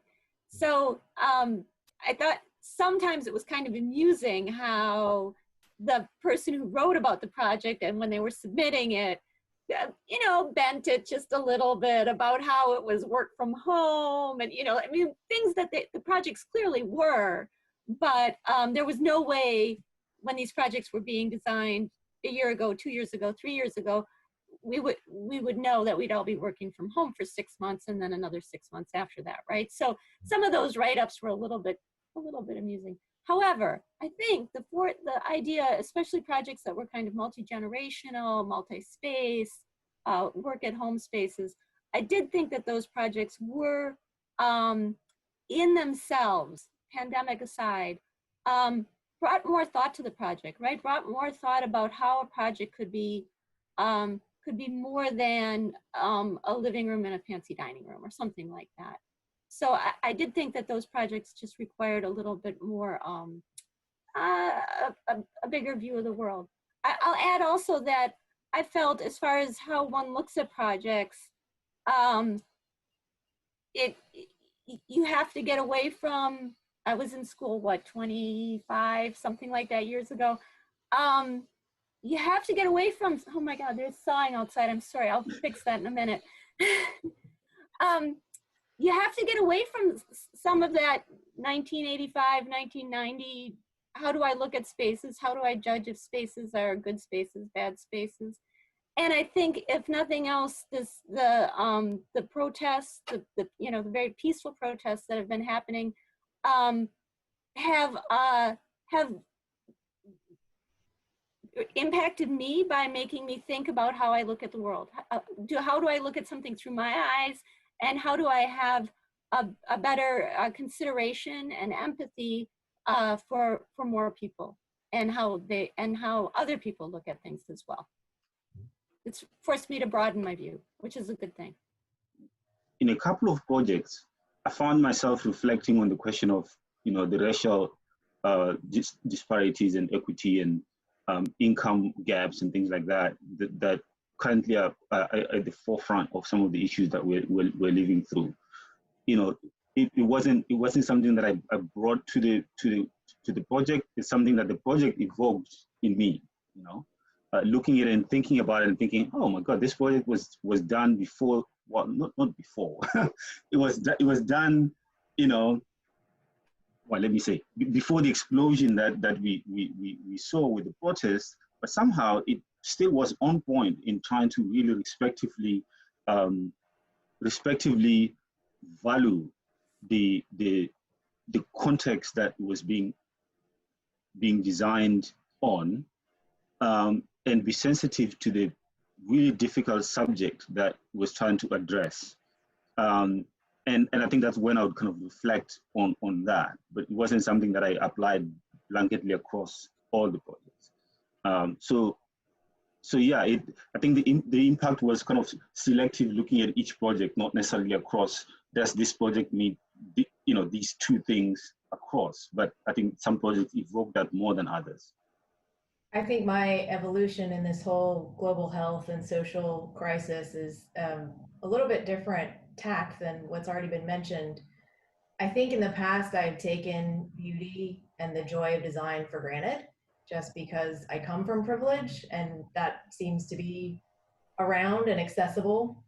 And what I'm realizing is that it's not just a nice to have, it's a have to have for everybody. And so underscoring that equitable access to it, as Michael was mentioning and as Killian was mentioning, was kind of critically brought to the front for me. Hi, everyone. A group of dedicated AIA members from around New England comprise the AIA New England Regional Council, a group that meets quarterly and provides effective engagement with AIA National, enabling regional leadership development and supporting shared interests and benefits among the state and local components of our region. I'd like to introduce the current officers of our council. President-elect Elizabeth Cox, AIA from the BSA, immediate past President Paul Bourbeau, AIA from New Hampshire, Secretary-Treasurer Michael Lassell, AIA from Maine, and myself, Helen Fantini, AIA, current President from Western Mass. In 2021, Elizabeth will move up to President, Michael to President-elect, and the Council is currently seeking applicants for the Secretary-Treasurer role. Jim LaPosta, FAIA from AIA Connecticut, and Nancy Ludwig, FAIA from the BSA, serve as our New England College of Fellows representatives. Thanks to Nancy, whose term is ending, for her work with this group and keeping us informed on their progress. Nancy will be succeeded in this role by Tom Chung, FAIA from the BSA. A big thank you goes to Gail Kubik, the Associate AIA from the BSA, who's finishing her term as our AIA New England Regional Associates Director, or RAD. Thank you, Gail, for all of your hard work on behalf of the associate members in the region.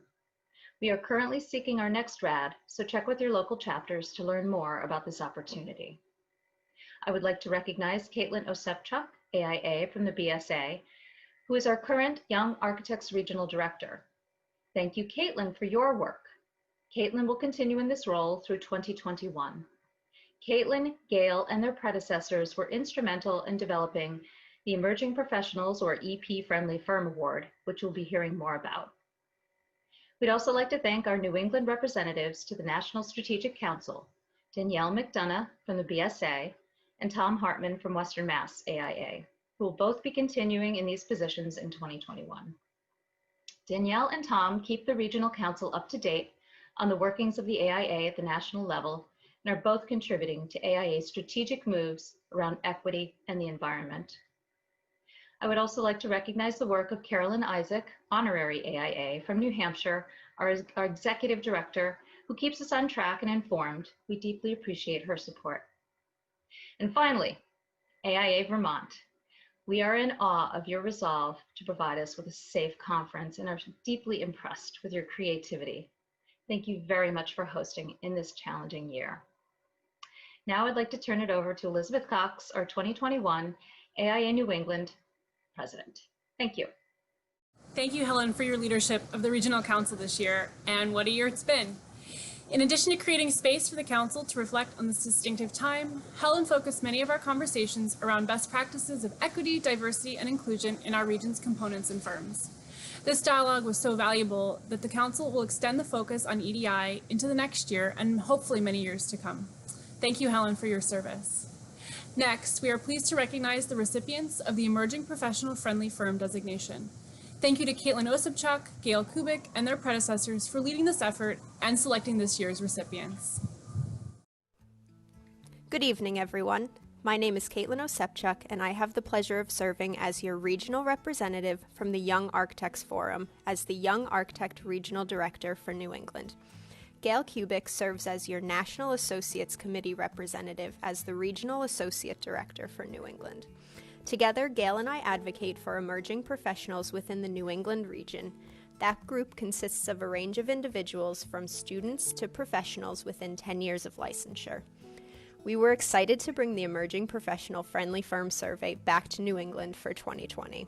The survey consists of questions that fall into 5 categories: diversity, licensing process, leadership, professional development, and support compensation communication.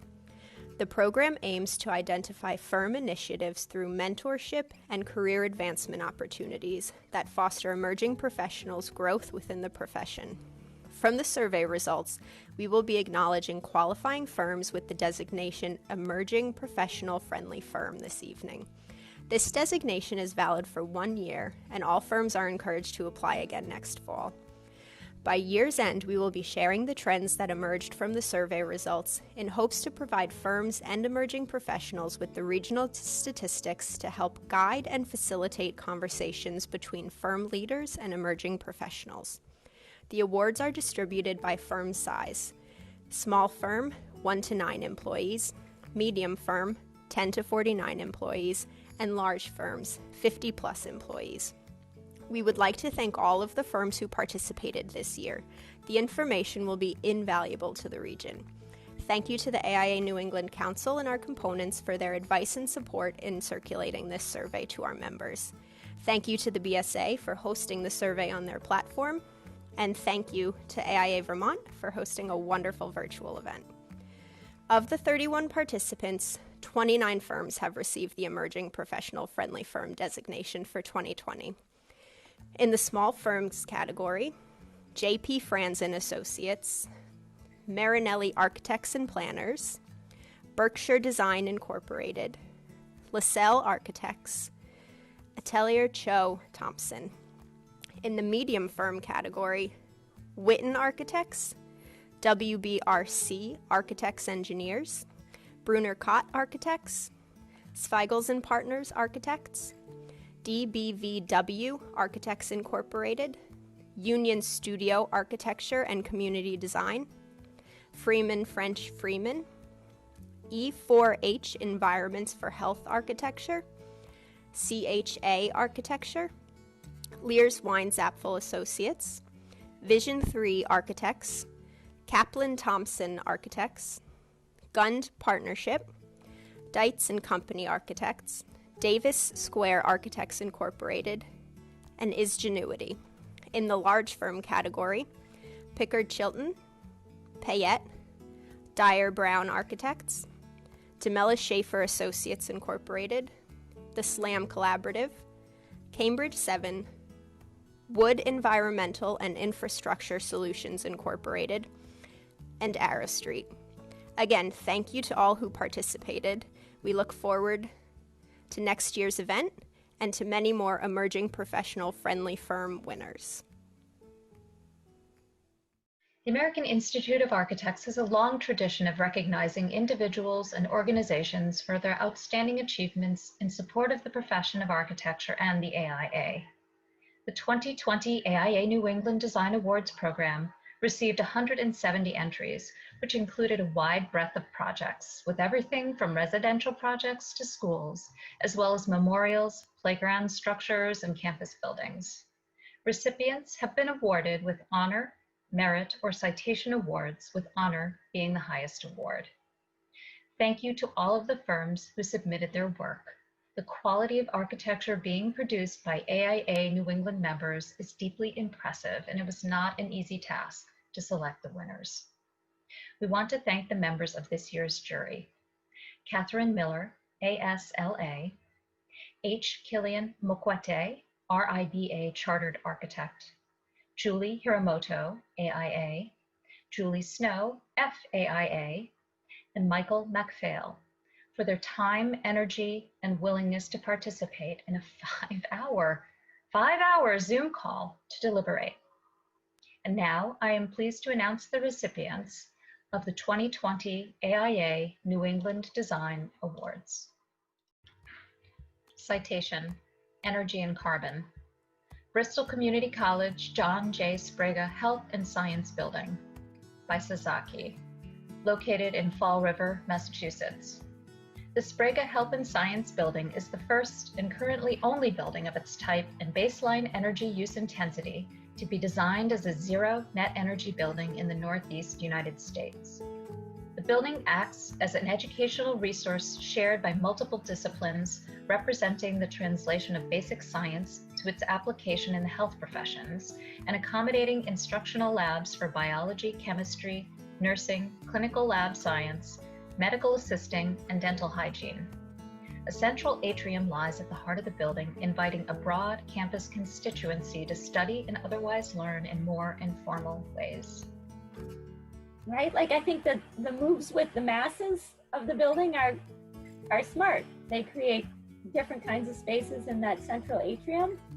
It's designed as a zero net energy building, which I think there needs to be within the awards. I think there needs to be some of these types of projects, you know, not just LEED Platinum or LEED Gold, but there needs to be large buildings that are striving for zero net energy compliance. In the narrative, they talk about that Massachusetts requires the LEED Silver designation.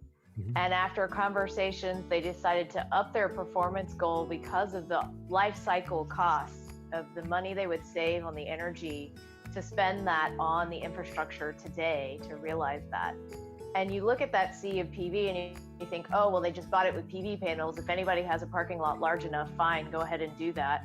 But then the next paragraph, they talk about how first they reduce the loads, the efficiency matters, the absorption strategies, and that the PV was the last kind of bit. And I think for a health and science building, that's a pretty laudable achievement. Citation, community benefit, community servings by Jacobs, located in Jamaica Plain, Massachusetts. A Boston area nonprofit providing nutritional support and training needed to expand their facility to meet the growing needs of their potential customers. The architectural design for this project to renovate and expand the original facility required both customer and community-oriented thinking to create a facility that meets functional needs while also drawing the community together. The design not only expanded the condition and other working spaces, but also provided a beautiful and functional landscape and atmosphere.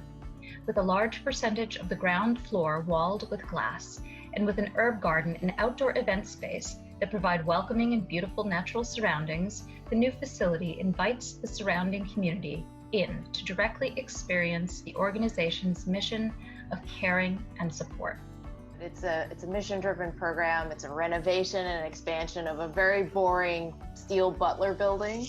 And yet they were able to do things with, you know, well-being and community engagement and daylight and biophilia. And they're knocking the equity out of the park with the workforce training for the local youth. I found that the urban design and context was appropriate to the site. The site design was well done. There was a good, clear, equitable ADA access to the site. I felt it was a beautifully scaled building in the heart of an urban area, good use of materials, and a well-organized floor plan. And of course, there's I think, a fairly strong case made for the social side of things here in terms of addressing the community.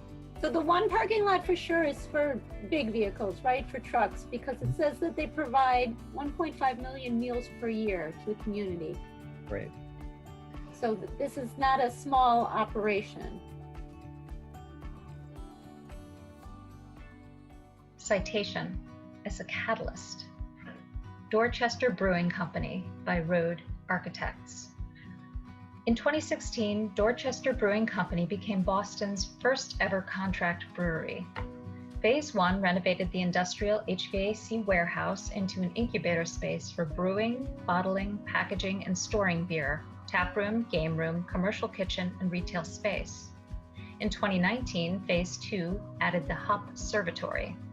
The project has positively impacted the community by becoming a catalyst for future Mass Ave corridor development, stimulating the local craft brewing industry by providing a facility for local brewers to produce, package, and sell beer, supporting the rich diversity of Dorchester by providing a local minority-owned eatery, and providing an inclusionary space for the neighborhood to come together and connect.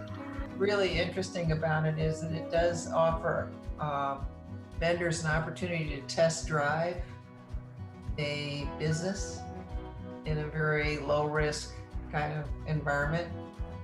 I also like the adaptive reuse of it, right? Because it's so clear what was the original building, and then so clear also what the additions to it were.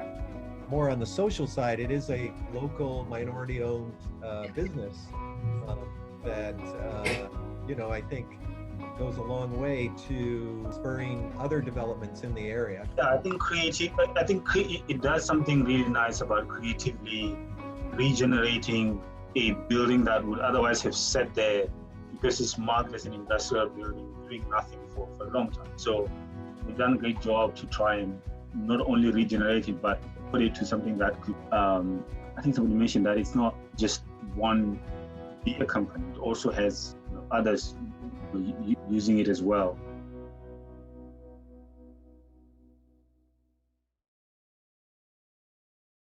Citation, Community Benefit, Jefferson Park Apartments by Abacus Architects Plus Planners, located in Cambridge, Mass. Jefferson Park replaces isolated public housing from 1951 with 104 family apartments integrated into the neighborhood fabric. 10,000 square feet of community space creates a front face along a busy avenue. A new street extends into the development and is lined by 4 landscaped courtyards. Walkways, terraces, and yards create a carefully articulated gradation of space from public to private. 2-story townhouses sit above 1-story flats, each with its own outdoor space. 2 elevator buildings offer more housing options. The massing uses a cross-cultural architectural language of solids and voids, horizontals and verticals, natural materials, and bright colors. South-facing roofs, prepped for PV panels, reach up to the sun. The use of oxidized steel, concrete, and wood tie site and buildings together. So I had similar notes. I was another high score. I said, excellent in its ability to show an example of what community housing can be: spacious apartments, balconies, patios, open space, which I'll have a special comment for, in that there are different kinds of open spaces: green lawns, hardscape patios, with different planting and community services all in. Use of materials is rich and the urban design is strong. Well, I feel that, this in some ways is kind of a model for that kind of social responsibility that architects are continually trying to address, but almost always fall short in doing it. And there's a lot to like about the project.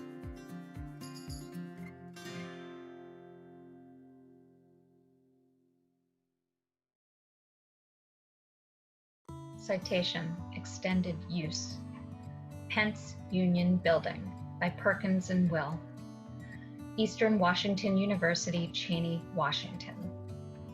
For nearly 50 years, the Pence Union Building stood as an awkward and unappreciated union, aptly described by students as dark, confusing, and maze-like. The design challenge was to transform the outdated building into an open and welcoming place where students and faculty want to gather. The redesign turns the 1968 approach on its heels and creates an easy-to-navigate, open-concept layout that is infused with natural light.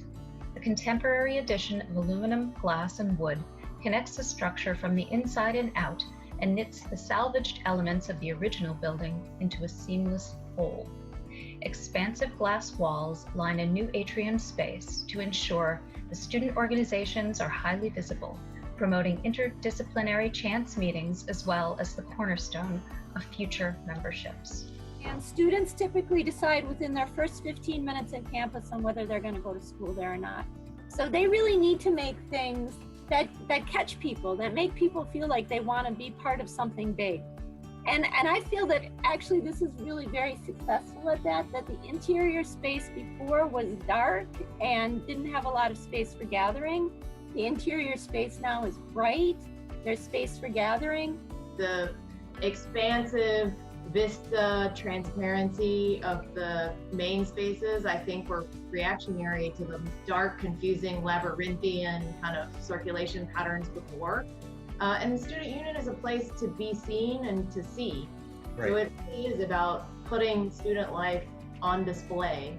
First of all, there was a fairly modest cost per square foot, $325 a square foot for the project. It was restoration and a renovation. Given what they had to work with, I think that they did a great job. Citation: Government Agency. State of Vermont Agency of Administration, Agriculture and Environmental Lab by Canon Design, located in Randolph Center, Vermont. When Hurricane Irene destroyed the original laboratory, the Vermont Agricultural and Environmental Laboratory and the design team from Canon created a standout facility that sets a new standard of operational and material sustainability for the state of Vermont. To replace temporary labs used for years, the new building was located high on a hillside on Vermont Technical College's campus, safe from future flooding. The building program supports many functions, including chemistry testing labs, a weights and measures unit, an animal pathology lab, a forest biology unit that houses an extensive specimen collection, and a biology area with a BSL-2 plus lab. Researchers now have a space to grow, experiment, and thrive, continuing their work to protect and improve the lives of Vermont residents. I really like that the design focused on the entry and space for people in the building, and that the interior spaces were generous and had some and were tactile in some way. In some ways, it's a beautiful site because it's so, it's the countryside. But at the same time, I think that there are certain challenges that one has when you're putting a large public building onto a site that doesn't have many other buildings, and so you're essentially using the landscape as your cues for designing, and I do feel that they, in terms of the siting, in terms of the way they've handled the slope, and in terms of other aspects of this project, that they have done, I think, a fairly masterful job in doing the things that needed to be done. Merit for More with Less. Nest by Tolia Stanorov and Norwich University School of Architecture and Art, located at Union Elementary School in Montpelier, Vermont. Completed at a cost of $90 per square foot, Nest is a 200 square foot outdoor classroom and playhouse designed and built by 10 undergraduate architecture students. The Nest was envisioned as a space for physical exploration and imaginative play, and an experiential learning lab for educational programming. Nest serves as a centerpiece of a playground renovation for Montpelier, Vermont's public elementary school, designated as a brownfield site due to contaminated soil. The community, children, parents, and teachers acted as key consultants throughout the design process. The resulting structure, constructed of sustainable, child-friendly materials, balances a sense of enclosure and refuge with strong visual connection to the environment and community, and invites curiosity, cooperation, and joy with its whimsical geometry and integrated play features. First of all, it's designed and built by students, so that's really cool. But secondly, I feel that the way they got, if I remember correctly, this idea of community input in the project, and like, what would this project be? What would be cool about this project? I think for students to be doing that at very first kind of project out in their career is formative. And I think that's a really important thing about it. And I thought it was almost like it was an entry to the COTE Top 10 student competition, because they were really checking the boxes in the way that they talked about the project from the perspective of discovery and well-being and integration and community engagement and water collection and resources. And I gave this one a 10. It's a very small project that had a very particular process and that had a very particular stakeholders that were involved, and I think it did well in that challenge. Merit for More with Less. Takahashi Harb Loft and Library by Naomi Darling Architecture, LLC. Project location, Milford, Connecticut.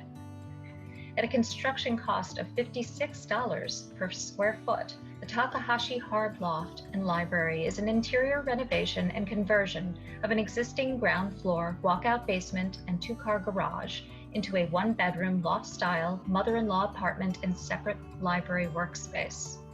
The biggest challenge was to bring in light and open the rooms to the exterior for natural daylighting and a connection to the greenery beyond. The design strategically located large windows and divided the existing 11-foot high ceiling into 3 registers to accentuate the feeling of spaciousness. To maintain the tight budget, almost all of the existing conditions were retained, which helped to organize the living space into 3 simple sections while maintaining the library as a separate space within the former garage. The project enables an intergenerational family to live together and apart. Right. So I really support that idea of looking at this kind of low budget projects, not low that they were cheap, but they're done in a particular constraint, but still really achieved high quality design, right? And then you can recognize that. I think there are also a lot of nice Japanese cultural references in this too. The materiality, the way the bath is configured, it's very familiar for this mother-in-law. I mean, I think the idea that doing a lot with a little is, it doesn't fall so much into maybe like energy efficient, although it is. It doesn't fall into materials efficient, but it is that also. But of course it's a challenge. So I think, I think this idea of small projects that have beautiful, elegant results is definitely worth doing. Merit for more with less. The Far Cabin by Winkleman Architecture, located in Midcoast, Maine. The 520 square foot Far Cabin embraces surrounding natural beauty with delicate respect for the site. Weathering steel beams spring from the rising ledge, gently carrying the cabin over boulders and mossy terrain. This remote guest cabin is designed to reflect the playful relationship between nature and structure. The interior space is filled with the ebb and flow of natural light and playful shadows. Patterns of sunlight wash through the canopy of hemlock rafters as light ephemerally dances across the floor and walls. A sense of time is traced by season and by day in this remote respite. They found the smallest little space that they could to put this building in. Well, there's also the second last paragraph. They talk about the, seasonal water. It's just a very, very nice project. To me, this feels like every part of this building has been designed and with intention. Yeah, I agree. I really like the almost monastic approach to this project, recognizing completely that it's part of a much larger complex with a lot of different buildings, and it very much is a retreat, but the kind of simplicity of an economy of how they do things, including the fact that there are no cabinet knobs, they just cut a hole in the wood for a fingerful. And I think it reminds me of summer camp, and it sits nicely in the landscape and makes me smile. Honor, Alnoba by Opal Global LLC, located in Kensington, New Hampshire. Alnoba is an environmentally focused retreat center in rural New Hampshire. Its new 13,000 square foot certified Passive House centerpiece building includes event spaces, meeting rooms, a yoga studio, dining facilities, and a full commercial kitchen. The building's barn-inspired forms are grounded by granite-faced foundations and a stone patio with a stream-like water feature. Glazing wraps the corners, revealing a structural system organized around 4 reclaimed timber frames and connecting the interior to the surrounding landscape. The building enclosure is super insulated and thoroughly air sealed, with a ground source heat pump system and an efficient mechanical ventilation system that ensures a healthy indoor environment, proving that architecture deeply rooted in place and tradition can also meet the highest building performance standards. For me, this project did so much performance-wise, but it's all artfully executed and crafted, and it really is about the materiality and the sense of place. But the things that they were able to accomplish, like the passive house standards, the on-site water treatment, all of those are part of the full package. The drawing in of the natural elements like light into the space. But there was a balance between soft materials on the inside and, light, coming in, and on the outside you've got the use of stone, balanced out with the use of timber. I really like the material used on this project. Beautiful in terms of its execution, the way it just seems to fit so well on the site, and that's one of the maybe less tangible aspects of design excellence. It seems to evoke or emit this notion that there was just a lot of people thinking very thoughtfully on how the details would work in this project. Honor. Boston University Joan and Edgar Booth Theater and College of Fine Arts Production Center by Elkis Manfredi Architects. Location, Brookline, Massachusetts. This educational theater arts center unifies the university's theater program and strengthens its presence on its city campus. Rising from its urban plaza, the 75,000 square foot center is a teaching tool for this school of theater, supporting all aspects of theater arts in a 21st century learning environment. With its design inspired by the school's mantra from Hamlet, to hold as 'twere the mirror up to nature, the main entrance's facade features a proscenium-like concrete scrim, framing an angled 42-foot glass wall that reflects the world around it and welcomes students and theater goers. Within the facility is a flexible lab for experimentation, from its 250-seat studio theater to its classrooms, offices, light sound lab, costume and prop rooms, and set production center. There's just an incredible power to the sort of theatrical nature of the public plaza. To me, there was just something about having an idea about how to do this building that just guides the decision making. The thing that I love is this idea that there are so many layers to the design. The idea of the theater as a box within the building, that there are sort of layers of landscaping as well. So you're not just plunked immediately in front of the front facade of the building, and that it has a presence on campus. The public space between the inside, the temperature wall of the building, and then the theater space is truly a space you would want to be in. Honor. High Performance Affordable Housing, Habitat for Humanity by McLeod Curdell Architects, located in Middlebury, Vermont. In the big picture, this project involves questions of affordable housing, sustainability, the value of a liberal arts education, and the role of the architect in society.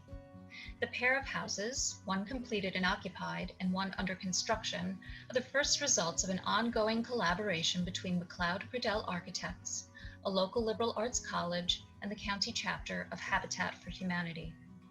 The houses share a small lot in the heart of a New England college town, and their design offers a progressive and optimistic message to the community about affordable housing.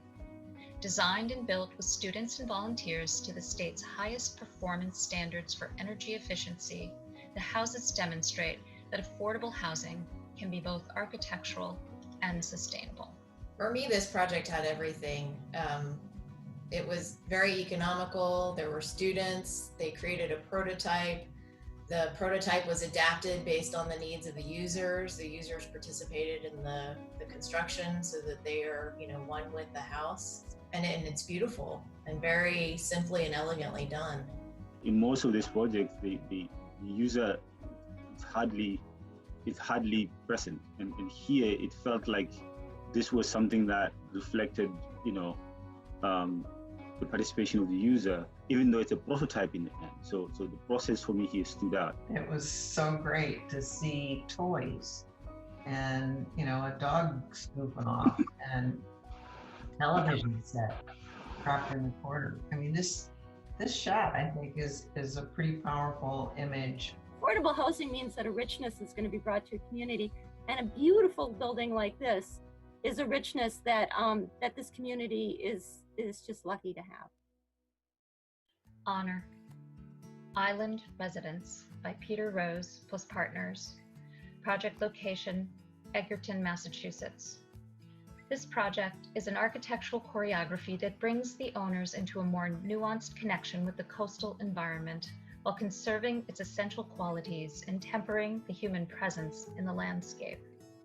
The site is one of extremes, a narrow strip of land extending from sea level at a shallow bay to a high, windswept bluff over the Atlantic Ocean, and traversing a densely vegetated wetland, a wooded native pitch pine and oak forest, and a vital coastal meadow.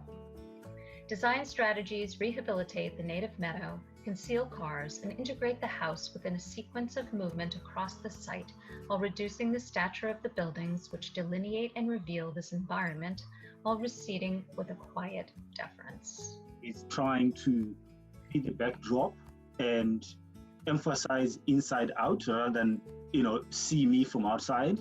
Just a beautifully composed house, just really laid out well. I love the spaces. Amazingly detailed, and oh man, we've got planted roofs and an 18,000 gallon cistern. I love the black and white photographs. I think these are amazing. I think this one, it just, it kind of exceeds expectations. I've seen a lot of people build a lot larger houses with less sensitivity to the landscape and way less ability to inspire a connection with the natural context. This one, I think, should inspire us to do better. It raises the bar for residential design quality. Honor, Memorial to Enslaved Laborers, Howler plus Yoon Architecture, located in Charlottesville, Virginia. As part of a student-initiated effort to critically examine its institutional history, the University of Virginia commissioned a memorial to the 4,000 enslaved laborers who constructed and maintained the UVA campus, which was designed by Thomas Jefferson, a slaveholder. This memorial, the result of a collaborative design process involving the Charlottesville community and descendants of the enslaved, is sited in the valley on the east side of the lawn, directly east of Jefferson's famous rotunda. The terraced landscape that frames the academical village was intended to obscure the labor of slaves from students on the Great Lawn. The memorial, an abstract granite ring embedded in the terrain, reveals a circular gathering space for the community, a center for the public conversation that initially catalyzed it. Yeah, this was a pretty wonderful project. It did remind me of the Vietnam Memorial.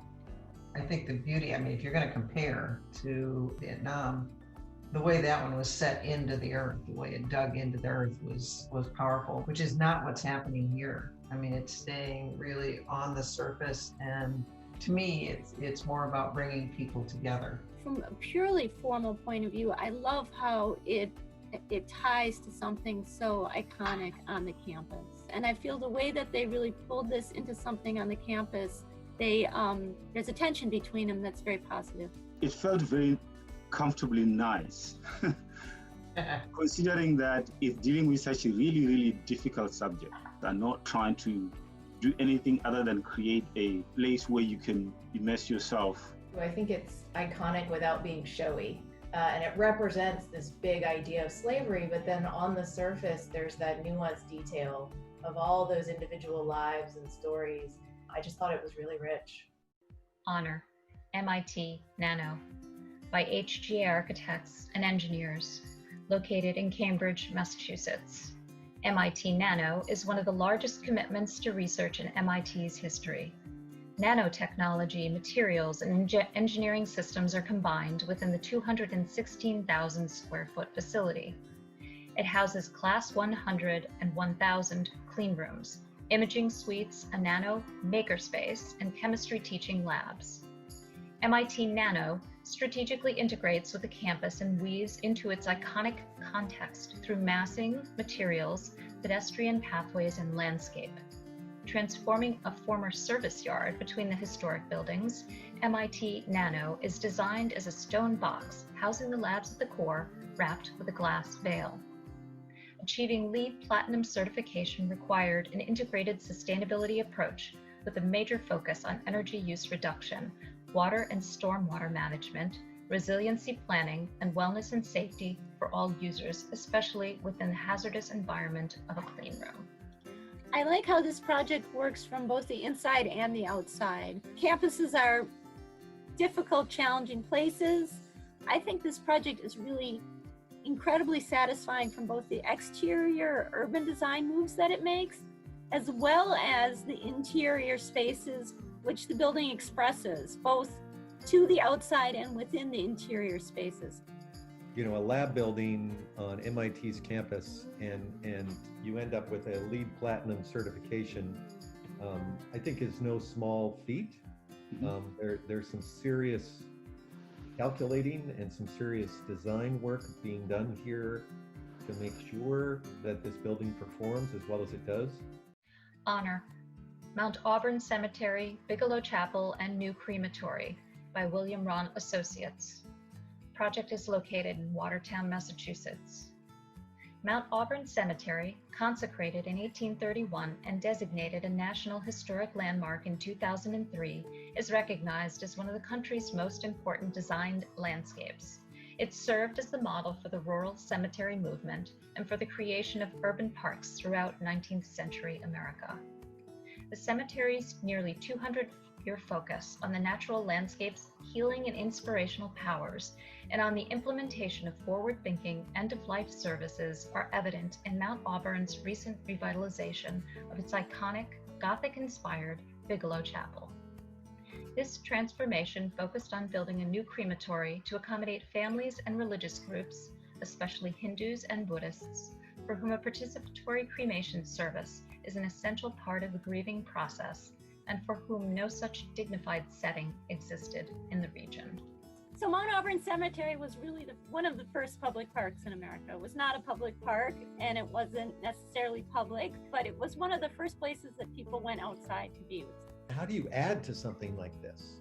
It has to be a very minimal, clear gesture, and that's exactly what the architects did here. I agree. I mean, I think the beauty of this is its restraint.